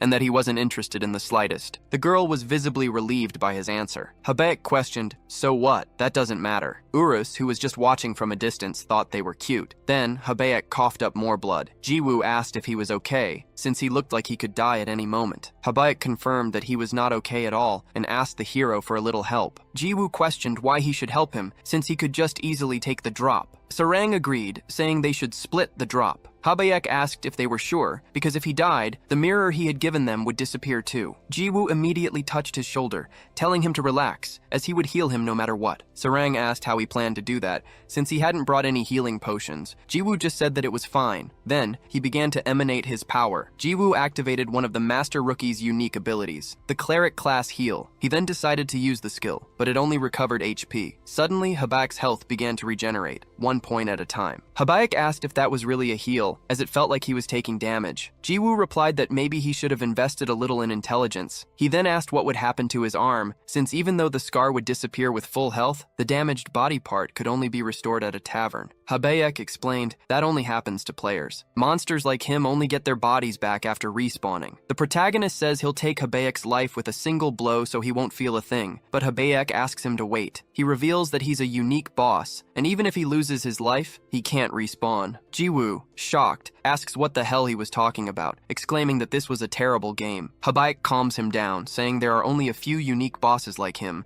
and that it doesn't affect the entire game. For his information, Urus is also a unique boss, and the dragon confirms it. That's why he so desperately asked to be saved. Besides the two of them, Luna is also a unique boss. Jiwoo is surprised to hear that, questioning if that cockroach was really a boss. Meanwhile, back in the GM zone, an explosion suddenly erupts. Seungwon charges toward Luna, shouting for her to go to hell. The girl, however, remains standing in her place, challenging him to attack. The blow causes an immense blast of energy. Without hesitation, Seungwon moves in for a second strike, which also explodes with the same intensity. Luna warns him that it's no use. Flying through the sky with an angry expression, she declares that she is the goddess of life and that a mere human like him could never take the life of a god. Seungwon, however, cuts her off, saying he can't hear a thing. Luna becomes visibly irritated by the interruption. Seungwon calls her childish, saying she thinks she sounds cool when she says those things. He explains that he's been with the company for years and already knows her abilities. Furthermore, he saw the fight between her and the protagonist, as the security footage was shared with the team leaders and higher-ups at the company. That whole talk about them not being able to hit her was, in fact, the goddess of life's hidden ability, life creation. It's not that the attacks don't work, but that she recreates herself with the ability the instant she's about to lose her life. Then, he charges forward with his sword once more. The strike creates another blast of energy that hits Luna head-on. Immediately, Luna activates the life creation ability. As she returns to her goddess form, Seungwon comments that, as expected, it was an overpowered ability, and the one that received the most complaints during the company's initial phase. She also created Urakan with this ability, using the fragments of the left head she found in Urus's nest. That's why she had called him her son. So, Seungwon tries to strike her again, but Luna just says he talks too much, splitting him in half with her scepter. She questions the importance of it all, because if he couldn't take her life, knowing everything was useless. Seungwon's body flies through the air. He says that she finally attacked him directly. Suddenly, her scepter transforms into her initial staff, and the girl looks at the scene, surprised. Seungwon asks what she thought he had brought into this space. Luna's clothes also begin to change, and she returns to her form from when she was still a player, looking completely shocked. Seungwon questions if she also knew how to make that cute expression,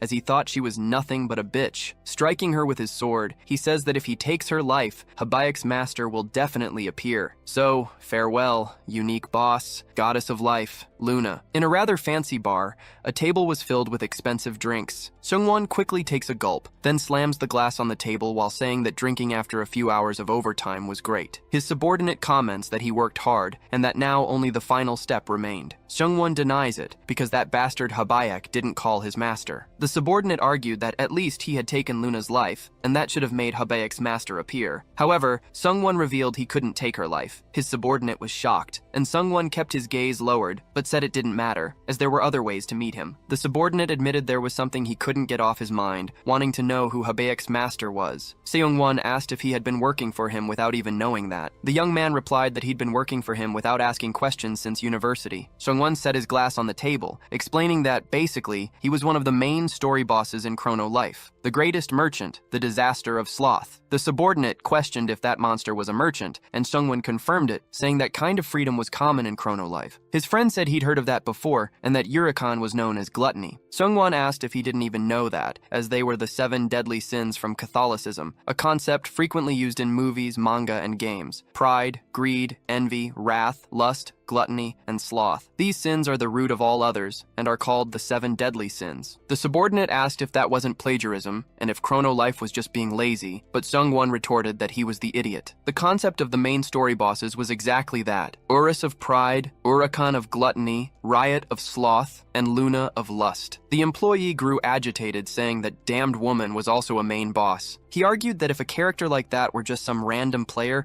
the game's balance would be completely destroyed. However, his boss explained that while she was a boss, it didn't mean she was an NPC. The confused employee asked if a player had class changed into a boss. Sungwon slammed his glass on the table. "The freedom in Chrono Life is greater than you think," he stated. "Just as a boss can become a merchant, a player can become a main boss." Jiwoo complained that this was all too complicated and wanted to know who that cockroach was anyway. He asked if she was some kind of mix between a player and an NPC. Habaek admitted he wasn't sure, as it was something he was unfamiliar with, but suggested the passive guy would know, since he's a GM. The protagonist grumbled that he now had one more reason to beat the guy up. Sarang interrupted, saying there was still something she didn't understand. She questioned why the passive boy wanted to meet the disaster of sloth. If his goal was to make money, he could have just put the item up for auction. She noted that ever since the Robin Hood Guild's attack, his actions hadn't made any sense. Habaek said that personally, he had an idea of the reason behind it all. It was because of the peace of God, or rather mythic rank items. Jiwoo commented that he'd heard that term before. Urus then explained that it was what Habaek had said when he kidnapped Captain Love, and that it was just another name for mythic rank items. Suddenly, Hong approached them. "Are you guys talking about the mythic rank items too?" she asked. She apologized for disappearing, explaining that she'd been busy with her own investigation. Hong then proposed they form a group for a while, as she had found the passive boy's hideout. The group followed Hong into the middle of the mountains, arriving at a small, isolated cabin. Sarang questioned if that was really the hideout, finding it much simpler than she had imagined. Hong confirmed it was the place and used her judgement skill on the location, proving it was true. Jiwoo asked if the owner was there now, but Hong denied it, saying there were no signs of him. "It's a shame, I'd like to see what's inside," someone said, but before they could finish, an explosion erupted. Jiwoo had smashed part of the cabin with a single blow from his stick. Hong, astonished, asked how he managed to break the wall. Jiwoo replied simply, "I just hit it, and it broke." Without further delay, they decided to go inside. Inside, Sarang's jaw dropped at the sight. Tons of gold piled up alongside rare artifacts. She asked if all of those were copied items, but Hong denied it. "None of these items are copies. They're all mythic rank." Hong estimated the total value there to be around 5 billion, leaving everyone completely stunned. Hong continued, saying she had also seen several of the items he took during the attack, and that he probably left them there because he ran out of inventory space. As expected, his goal was the mythic items. Jiwoo asked why, and if he did it for the price, since he could have just gone to Eurus's nest like he did. Hong replied that way, he would only get a small amount of money and the company would notice, just as it happened with her. Mythic items are different, as there is a buyer who can infinitely purchase all of them, Jiwoo thought. In that case, the buyer was, Hong interrupted him, revealing it was Habaek's master, the biggest market, Riot. Habaek agreed, as he had been thinking the same thing. Hong said the passive boy was worse than she thought, but regardless, it was a good plan. Since Riot isn't a user, there's no risk of the information leaking,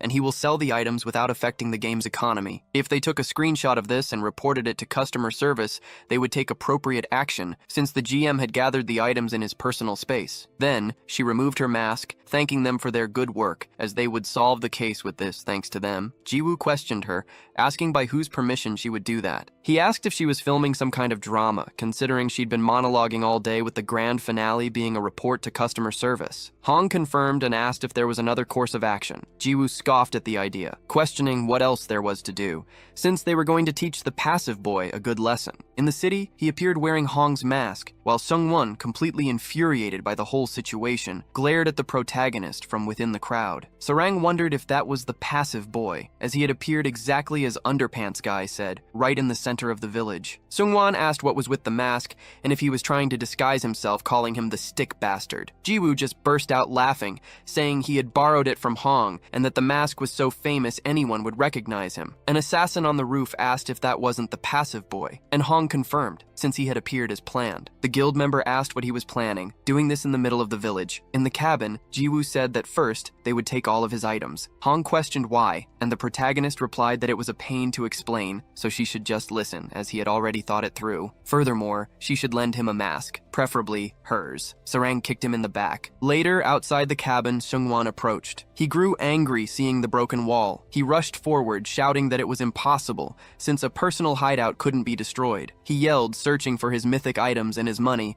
but there was nothing. The young man realized he was screwed, getting even angrier when he saw the note on the floor. On it, Jiwoo had written that if he wanted his items back, he just had to go to the village at 7 p.m. Back in the present, Seungwon approached, demanding to know how he dared to take his money, but Jiwoo warned him not to get any closer. He then drew the draconic fire dagger and warned, "If you take one more step, I'll sell it to the NPC shop." Seungwon retorted that the item was worth 200 million in real money and that if he sold it, he wouldn't even get 300 gold. Gritting his teeth, he yelled, "You bastard, what the hell do you want?" Jiwoo replied that he wanted absolutely nothing, but if he had to choose something, it would be for Seungwon to figure it out for himself. Watching the scene, Sarang thought that Underpants guy really looked like a villain. Jiwoo then taunted, "Does that piece of shit have a problem? What are you going to do now?" Seeing him tremble was very funny, but suddenly, Seungwon vanished and reappeared right behind the protagonist. He then used his teleport to the GM zone, taking Jiwoo with him. In the city, a cloud of smoke prevented everyone from seeing what had happened. Sarang called out for Underpants guy,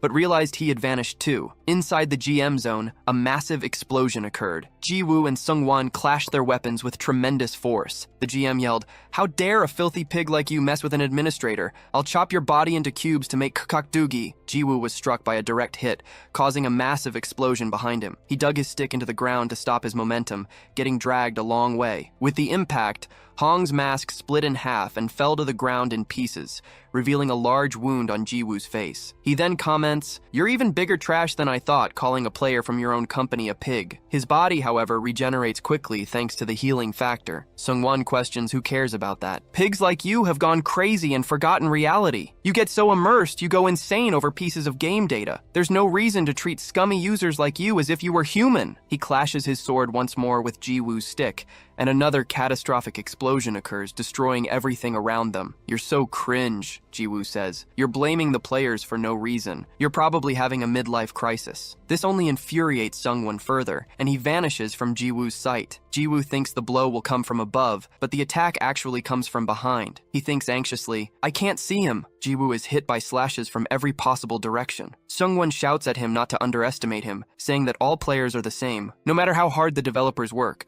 all they get in return are insults and criticism. He remembers that time 7 years ago at the Chrono Life headquarters. There he was, a developer who had not yet lost his innocence. Jiwoo interrupts him, striking his face with the stick and telling him to stop. He says he couldn't care less about that tragic villain backstory and yells at Seungwon to cut the crap already. The attack causes an explosion larger than any seen before. When the smoke begins to dissipate, Seungwon's healing factor skill is activated. He recovers instantly and lands a slash on Jiwoo's chest. Jiwoo wonders how he has healing factor, but soon concludes that for a GM account it makes sense. Suddenly, Seungwon activates the hidden skill of the strength stat, called Spirit of a Titan. The skill emanates an immense bluish energy, and Jiwoo wonders if this is a hidden skill, just like the healing factor he himself obtained. Seungwon begins to get up. The skill's description says that Spirit of a Titan offers the strength of a giant, and its requirements are similar to those of healing factor. Seungwon grinds his teeth, screaming in rage, and the Titan spirit behind him mimics his movements. The bluish energy begins to flood his body. Jiwoo wondered what was with all the fancy effects. Not even his own healing factor was this dramatic. Finally, the skill is fully activated. During its activation,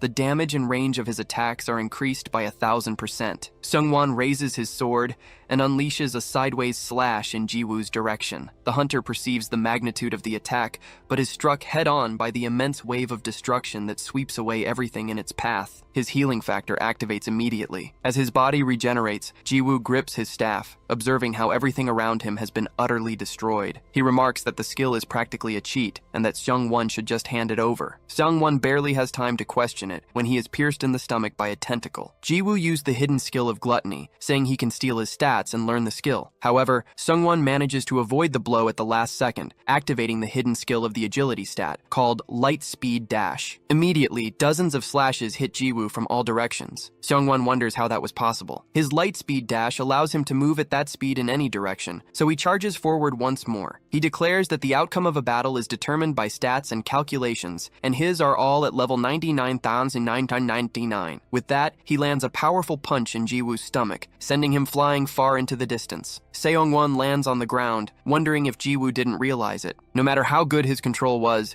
he could never win with such a massive stat difference. In fact, he thought his opponent's gameplay was garbage, since he was just a loser who relied on maxed out items. Kneeling with his staff in hand, Jiwoo grits his teeth in rage. Hearing that, especially coming from him, infuriated him, as Seong-won was nothing more than a cheater abusing a GM account. Seong-won asks who cares about that. If Jiwoo didn't like it, he should have applied to be a GM too. He accuses him of being jealous of how passionately he plays. All it took was a few tweaks to the data to become the strongest character, until a headbutt smashes right into him. Jiwoo had flown at him, striking him with extreme speed. Seong-won is sent flying, his nose bleeding and a look of utter shock on his face. "What the hell was that?" he demands. "How did you move so fast with such low agility?" Jiwoo replies. "What else could it be other than pure gameplay?" Seong-won gets up, calling him an arrogant bastard. He then uses his light speed dash against him again, yelling for him to try that again, because whatever skill he used, it could never match his speed. Jiwoo, however, simply ducks and says he didn't use a skill, but the game system itself. He executes a swing in midair and suddenly pivots in the opposite direction,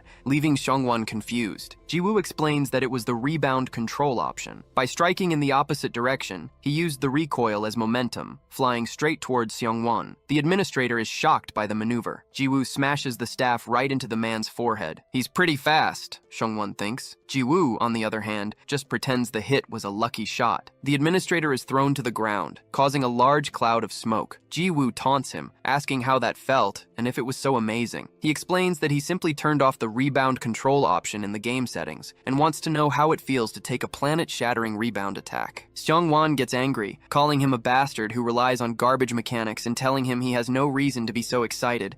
He claims it won't happen again, as it was nothing more than a lucky shot. Jiwoo agrees, admitting that he is, in fact, still much slower than the light speed dash. "Let's just cut to the chase and finish this." Seong-won just laughs. He calls him a filthy little player, stating that Jiwoo doesn't understand the situation because of that one lucky hit. After all, a mere user like him could never defeat him. Jiwoo, however, replies that there is a way. He points his hand forward, and a purple light emanates from his powers. Jiwoo says goodbye to the passive boy, commenting that although it was quick, it was quite fun. Outside the game, Sarang is curious. She wants to know what Underwear Boy is going to do, because even if he's strong, he couldn't beat a GM. Hong replies that she doesn't know the details either, and that apparently, not even his girlfriend knew anything. Sarang is happy to be called that, and says the only thing Jiwoo told her was about the plan to provoke the passive boy to lure him into the GM zone. Hong then reveals that something is bothering her, the reason he left a note and postponed the plan by a day. Somehow, she believes it's related to the method he'll use to win. Back in the game, Jiwoo's hand continues to emanate an immense purple glow. Seong-won starts to think that his opponent's confident expression might mean he actually has a plan to defeat him. The protagonist then activates the skill, Character Summon. It was the most basic summoning skill. Seong-won is surprised, repeats the skill's name, and then bursts out laughing. He was expecting some incredible skill, but it was just a simple summon. He scoffs, asking if Jiwoo thinks he's some kind of jack-of-all-trades, because even with that skill, it would be useless with low charisma and intelligence stats. Those are basic stats, and with such a low level, he could only summon some weak monster. He calls him a filthy pig, but suddenly his voice trails off. A portal opens and a man steps out. He takes out a cigar and adjusts his sunglasses. It was Yopei. Upon seeing him, Seong-won is completely shocked. Jiwoo smiles. Seong-won's reaction was priceless and made the whole summoning effort worthwhile. The night before, an employee asked his sunbae if he wasn't staying for another round, but the man declined, saying he had to work overtime. The colleague commented that he really loved his job and respected him for it, then turned to his companion to suggest they grab a few more drinks. On his way, however, the sunbae came face to face with a group of men in suits. They were accompanying President Yopei. Later, in a dark alley, the employee was seen begging for forgiveness. He swore he planned to leave the country as soon as he got the money and that he was just following orders. One of his team leaders asked what they should do, and Yopei ordered them to get rid of him. Walking over to Jiwoo, he thanked the young man, saying that thanks to him, they caught the traitor before he became a bigger problem. Jiwoo agreed, wondering if this was a game company or the actual mafia. Yopei said he'd been planning to take Jiwoo's life if he had called unnecessarily one more time, and the protagonist simply accepted it. The president then claimed he was just kidding and said he would deal with the passive boy right away, as as they planned to call the legal department to sue him in every way possible, and, of course, fire him as well. Jiwoo asked if the president had anything planned for tomorrow at 7 p.m., and Yopei said no. At that, the protagonist broke into a wide grin, telling him that he should also participate in the proper lesson that was about to take place. Back in the present, Xiongwan's legs trembled at the sight of the president, and he screamed in fear. He begged the system to log him out, but permission was denied since he was in battle. Then, he declared he knew what to do, and commanded the GM zone to close. Jiwoo pointed out that the guy was trying to run away. The president, in turn, commanded the presidential zone to open. The entire area took on a green hue, and Xiongwan grew even more terrified, crying out that it was all over. He held his sword, trembling with fear, but muttered that it didn't matter, as he would just quit the company after this anyway.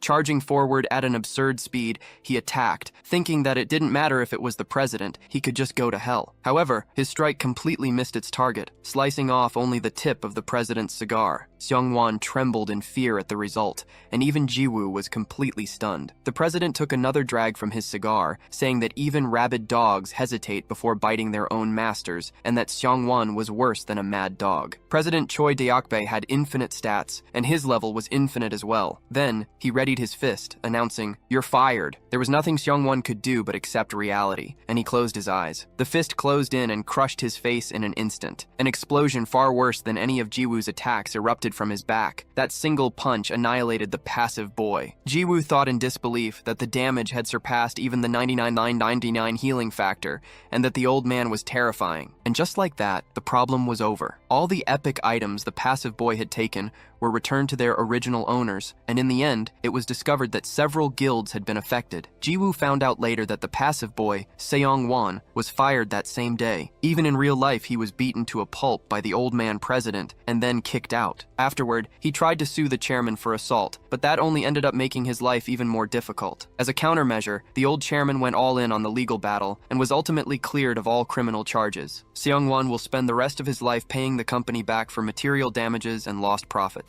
Additionally, rumors spread that he had been permanently banned from the industry. That was the happy ending to that story. In the game's starting village, after that day, his life as a seller was back in full swing. Approaching his friends, he saw Hong wearing her mask and Sarang with a big smile on her face. Everything had returned to normal. Logging out of the game Chrono Life, he found himself back on his couch sighing as he sat down. Jiwoo thought that if there was one thing still bothering him, it was the fact that he hadn't been able to ask the passive boy something. He wanted to know how that cockroach could be both a player and an NPC at the same time, and why no one knew who she was. But as he got up, he noticed a girl on his couch. Jiwoo was completely taken aback, his expression changing in an instant. Luna seemed excited that he was awake and said, "It's been a while since I've seen Mr. Loser." The protagonist prepared some ramen for her. "This looks so good. It must be delicious," said Luna. "Of course it is," Jiwoo replied. The girl started to eat, and he watched her suspiciously, wondering what the hell was going on in his house. At least, there was the answer to his question. She wasn't an NPC. She had always been a player. Luna noticed he was staring at her, and Jiwoo blushed. She also blushed quite a bit. "Why are you staring at me?" she questioned, and Jiwoo tried to play it off. "Is it because I'm so beautiful?" The protagonist got annoyed. "Stop being silly and just eat your ramen." Then, the girl went back to eating calmly. Jiwoo did the same, his face still flushed. He thought she was really beautiful, but then he remembered her asking why she would form a hunting party with him, since he was a loser. On top of that, she had called his parents beggars. Jiwoo thought he had almost gotten carried away again, like a true loser. So he faced her and asked who the hell she was. Also, how did she know where he lived and the passcode to his house? Luna finishes her ramen and stands up, stretching. She says she should reward him for making the food, and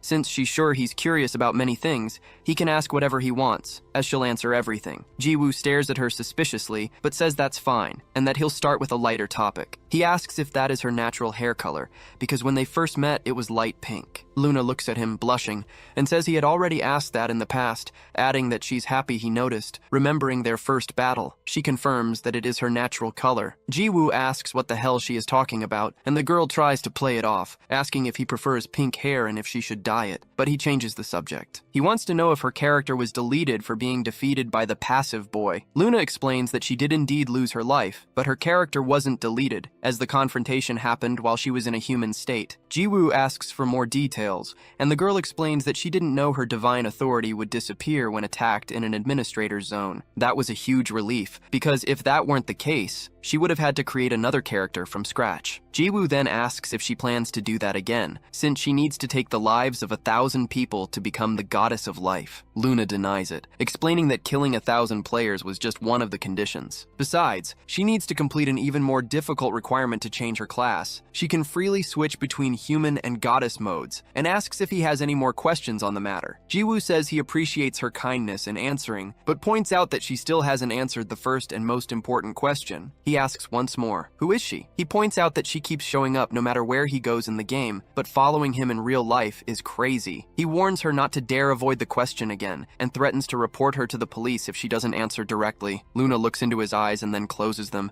saying that in that world, there are too many people getting in the way. Then she stands up, stating that the reason she came here was to make an offer. She asks if Mr. Loser wants to become her man. Jiwoo is completely shocked by the proposal until he realizes what she really meant. An awkward silence falls between them. Suddenly, the apartment's doorbell rings repeatedly. Jiwoo wonders who it could be at this hour. He went to the door and answered it. On the other side, Sarang asked if Boxer Boy was in, saying she was a friend of his. She insisted that she needed to talk about something important and asked him to open the door, but he just looked back in the direction where Luna was. He hesitated, thinking of Luna, who was in his room. A few minutes later, he finally opened the door. Sarang complained that he should have opened it sooner, instead of leaving her waiting outside. So this is Boxer Boy's house, she thought, noticing the place was much cleaner than she had imagined, and that its layout was quite similar to her own. Suddenly looking to the side, she asked if he was having a late-night snack, since it looked like he enjoyed spicy food. Jiwoo confirmed. He asked why she was visiting him at this time of night. Sarang replied that it was about the game and asked what time he would log in the next day. Jiwoo explained that he didn't know, as he'd have to see if he had anything to do after waking up and having breakfast. From the room, Luna listened to the conversation unfold, closing her eyes with jealousy. Sarang said she would see him tomorrow and that if he overslept, she would kill him. But before she left, she needed something. She asked for his phone to put her number in, since she couldn't just come over every time she wanted to talk to him. Jiwoo questioned if it was okay for a celebrity to give out her number like that, and Sarang asked why he was acting that way. After saving the contact as Sarang, she asked him to give her a call so she could save his number too. Before leaving, she warned him that if he didn't answer her messages,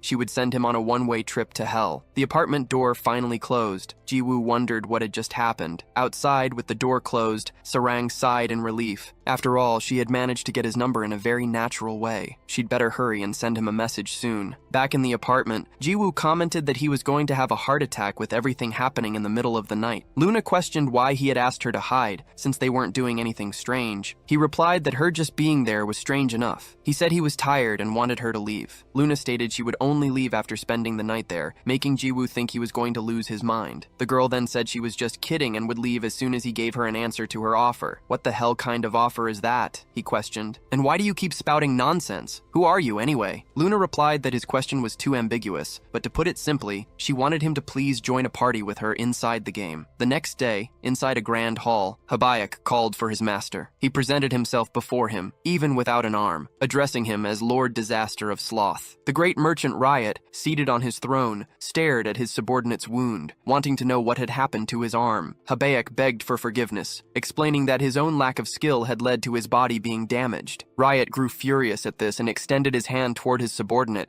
healing him instantly. A new arm grew from his body. Habayak, surprised, said that his wound had recovered once again. Riot ordered him to say who had injured him, asking if it was the hero he had mentioned before. Habayak denied it, saying it was the contrary. The hero had actually saved his life. He claimed that if the master saw him, he would surely approve, as he was the best current candidate for the 7 deadly sins. On a beach within Chrono Life, a hunting ground for players level 30 and above, slimes were common liquid monsters. However, the area's boss was not something any novice could face. It was the level 85 Kraken. It possessed skin so tough that not even a sharp blade could easily pierce it, and legs that moved freely on both land and sea. The product of an unbalanced game design, with an extremely ferocious personality, a field boss notorious for traumatizing new players. But at that moment, it was struck in the mouth by Jiwoo, who used a skill that attacked without depleting the final hit point. The monster's HP bar stopped at exactly 1 point, and the Kraken collapsed to the ground. Jiwoo shouted for Captain Love to act. The girl immediately leaped from the ground, flying as high as she could. After a quick mid-air acrobatic, she unleashed her fallen dragon stomp on the monster, crushing it and driving it into the ground. Jiwoo was impressed, noting the final blow was perfect, and asked if she gained much experience. However, the girl shook her head,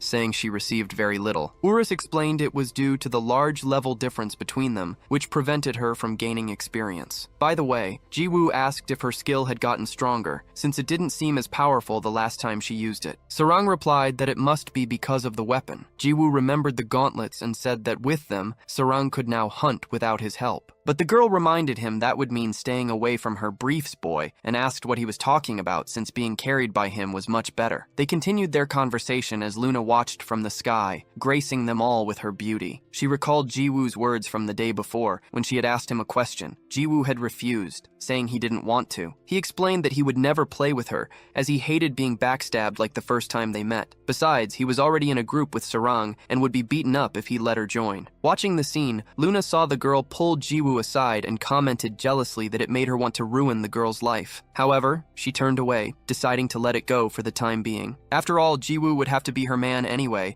and she would take that woman's life for the sake of Chrono Life's ending. Urus then advised that he couldn't carry her in the game. He complained that this problem came up all the time, but it was impossible due to the vast level difference. Jiwoo asked more about it, and the conversation caught Sarang's attention. Jiwoo wondered what to do and if there was another way. Sarang interrupted him, saying she'd been watching him talk to himself for a while, and asked if someone else was with him. Surprised, Jiwoo asked if she couldn't see the little dragon, but Sarang had no idea what he was talking about. Urus reminded his young Neem that other people couldn't see his presence. Jiwoo remembered that was true. The dragon then explained that there was a way. His master would just need to share a bit of mana to summon him into reality. Jiwoo argued that his intelligence and wisdom were too low, and his mana was nearly zero, but Urus assured him it would be enough. With that, Jiwoo emanated a vast purple energy. The soul of Urus began to materialize on the spot, and Sarang noticed the light gathering at a single point. Urus emerged in his adorable dragon form, letting out an equally cute sound. Upon seeing him, Sarang got a nosebleed and exclaimed how cute he was, asking to touch him. Urus was irritated by her audacity, asking how a mere human dared to touch him and if she wasn't afraid of going to hell. Jiwoo, however, said it was fine, and the girl immediately hugged the small dragon. Suddenly, a voice rang out saying he had finally found them. Jiwoo turned to find Habaek and his griffin, questioning what he was doing there. Habaek explained that the situation had become complicated, and he had to flee in a hurry to meet the hero. Jiwoo asked how he knew his location. Habaek revealed that he had used one of the mirror's abilities, the seventh vision of exploration, which guided him to an opponent he had previously faced. He warned that there was no time for explanations, as a terrible person was heading to their exact location. Jiwoo interrupted him, noticing his healed arm. Habaek confirmed that his master had fixed it, but that they were facing a gigantic problem. Just then, an immense pressure made the entire place tremble. Jiwoo wondered if it was an earthquake. Sarang felt the power too, as did Urus, who had been enjoying the affection. With a fearful expression, Habaek announced that he had arrived. It was his eternal master, the owner of the great throne, accompanied by an army of angels. This was Riot, the disaster of sloth. Sarang wondered what all that was, asking if it was a soldier in angelic armor. Jiwoo, on the other hand, only remembered what he had been told about the disaster. He had thought that being called the Great Merchant, Riot would be a human-like monster like Habaek, and couldn't understand why he was so enormous. Habaek flew on his griffin toward his master. "I am sorry. I was unable to explain the situation in detail." Riot replied that it was fine, as he would come down himself to explain everything. Though fearful, Habaek simply closed his eyes and said he understood. The throne began to descend at an immense speed, crashing into the sandy beach. The impact sent Jiwoo and Sarang flying. Riot then said it was a pleasure to meet him, as he had heard much about him from Habaek, and that he was the current hero. Jiwoo grew apprehensive, wondering if this man was truly the disaster of sloth. Meanwhile, elsewhere in the forest, Luna walked calmly to the entrance of a ruin. She seemed to already have a plan in mind. "I've finally found it," she said. So, he was here, sitting on the throne. Before her was the human considered the strongest in life and the first hero, Lord Yopei. Luna murmured that the description was exactly as the game had described. A legendary, obsolete, and familiar hero. Suddenly, the mark on Yopei's forehead began to glow, revealing some kind of power. "I was expecting this," Luna said, pointing her scepter at him. "I don't know whose idea it was, but this game's story is truly childish and cliché, but that's part of its charm." Her scepter began to glow, aimed at the great hero. Back on the island, Jiwoo watched Riot, lost in thought. He was Sloth, one of the 7 deadly sins, who commanded the strongest tribe of angels and was also known known as the Great Merchant in chrono life. His presence was fitting for that enormous throne, several meters high and made of pure gold. However, despite all that majesty, his appearance was that of a child, which left Jiwoo and Sarang surprised. Urus commented that the brat still had the same charisma, even after all this time. Using his powers, Riot floated down from his throne and flew toward the protagonist. "This body is Riot, Sloth. And you are the hero Habaek mentioned, right?" Jiwoo replied that he probably was, feeling strangely unsettled by the child's presence. Riot let out a scornful sigh, commenting that the level of humans these days had dropped considerably if a guy like him was considered a hero. Jiwoo asked what he meant, but was suddenly struck by an explosive kick to his face. Sarang was surprised by his speed. Riot spun around with another kick, hitting the other side of the protagonist's face with extreme ease, sending him flying into a rock and causing considerable damage. Habaek called out to him, "Lord Riot, why are you attacking the hero? He's the one who helped us." Riot, however, told him to shut up. "If I wanted to talk, I wouldn't have come all this way. After all, our kind will always be opposed to humans. I can't believe you approached them so needlessly. Do you have any idea how foolish your actions were?" Emerging from the rubble, Jiwoo admitted that he was right about that. The little boy really seems to understand that a player and a monster can never be friends, so just stay right there. "Since you made the first move, there shouldn't be a problem, right?" Riot just glared at him angrily. "Don't be mistaken, human. You were the one who made the first move." Jiwoo, confused, asked when he had attacked him. In response, Riot slammed his leg on the ground, causing a massive explosion around him. Urus, pride of the 7 deadly sins, was the one who lost his life and accelerated the entire game. Saying this, he hurled an enormous rock toward the protagonist. "And why are you only complaining about that now?" Jiwoo questioned, batting the rock away with a swing of his staff and causing another huge explosion. "Urus is, officially, the strongest boss in chrono life," Riot shouted, as he landed a powerful kick to the protagonist's stomach. "He was supposed to appear in the final raid of the main story. However, you took his life and messed up the entire order. Urakan of Gluttony wasn't supposed to be consumed like that either. They are beings who were only meant to be defeated 10 years from now." Sarang tried to intervene, saying that Urakan had attacked first and that the protagonist had saved her, but Riot just yelled for her to shut up. The girl recoiled, fearful. The deadly sin continued. "How dare you interrupt me? I did not give you permission to speak." A crushing pressure forced her to the ground. She wondered what kind of power this was inside a game, as she hadn't felt anything like it, not even when facing Urakan. From a distance, Urus watched everything unfold until he noticed something different. The two stared at each other from a distance. Riot says that Urakan was born from Urus's defeat, and ultimately, she was the one responsible for it all. And the problem, which has been growing ever since, is about to erupt. The strongest human in chrono life, the first hero, Yopei, will be resurrected very soon. Yopei's skeleton opens its eyes, emanating a great aura the same color as Luna's. A smile spreads across the girl's face as she says she knows it's not yet his time to awaken. That's why she came to share her powers with him. The hands, once skeletal, begin to grow fingers and flesh, regenerating completely beneath a gauntlet. Yopei rises from his throne, emanating an overwhelming amount of energy. Jiwoo asks what would happen if he were resurrected. After all, if he's a hero, he should be on humanity's side. There shouldn't be any problem with him coming back from the dead. Riot just sighs, annoyed. She says he's dumber than she thought and that he should already know this. He won't be resurrected as a human, but as one of the 7 deadly sins. Annihilation will be his sole purpose, along with vengeance against the humans who so vilely betrayed him. The temple floor begins to tremble, and a skeletal hand emerges from the earth. A skeleton rises from the ground, the first of an army that begins to march out of the temple. The energy coming from Yopei can be seen from anywhere in chrono life. Then, Luna explains that the one who once trusted and loved humans now hates them after his death. It was truly a childish story, and the sin he will receive. A gigantic skeletal dragon joins the army. Yopei declares that he was the first hero,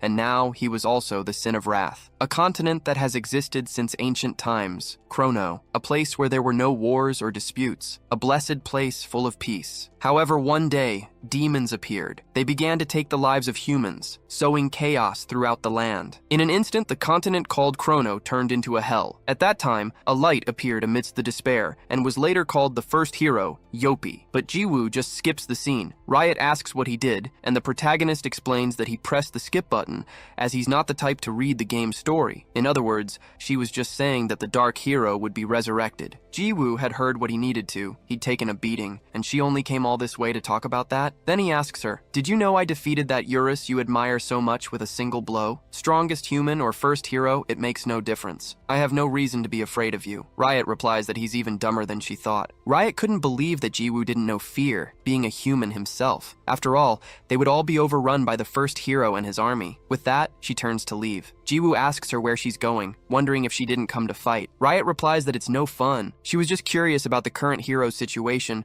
but concluded he was nothing special. She says she once walked alongside the hero Yopei, and that he is the only human she acknowledges as worthy. Jiwoo cannot, and never will, defeat him. The protagonist sighs, thanking him for giving him even more of an urge to beat him to a pulp. However, Riot was mistaken if he thought he would be allowed to just walk away after attacking him. Habaek intervenes, asking the hero to calm down. Jiwoo tells him to let go, unless he wants to go to hell along with his master. Habaek, however, insists that the hero should calm down, since there's no need for a fight now that their talk is over. The protagonist retorts that he wants to fight, as his jaw still hurts from the punch he took. Habaek urges them to calm down, mentioning the money Jiwoo had been making selling items. Surprised, Jiwoo asks how he knows that. The King of Mirrors explains that his master told him. The one who spent 15 billion gold on the items was Riot. Meanwhile, in Yopei's army, he stands at the center, next to Luna. Yopei says he understands the situation. After all, many years have passed since he lost his life. Luna confirms, explaining that he was supposed to be resurrected many years in the future, but history was already a mess. So, she provided the energy he needed and told him not to worry about anything. Yopei thanks her, promising to repay her later if he gets the chance. Luna asks where he's going. The first hero says the question is obvious, calling her lust, one of the 7 deadly sins. His dragon's wings spread open, unleashing a deafening roar. The dragon begins to fly, heading towards the mountains, and then prepares a blast of fire. Below, the skeletons scatter in desperation. Yopei declares that he himself will destroy the world he once protected. Then, he uses his teleportation magic and disappears. Luna is left behind, watching the smoke dissipate. She sighs deeply. Alright, she thinks, my work here is done. But she wonders if it was really alright, and if she regretted it all. In Urakan's case, she did what she wanted. This, however, was very different. She only did it because he seemed like a loose end in the main story. A divine voice replies that it's all right, and that they should just enjoy it, looking at the earth from afar, for they must see the way this world will be cleansed.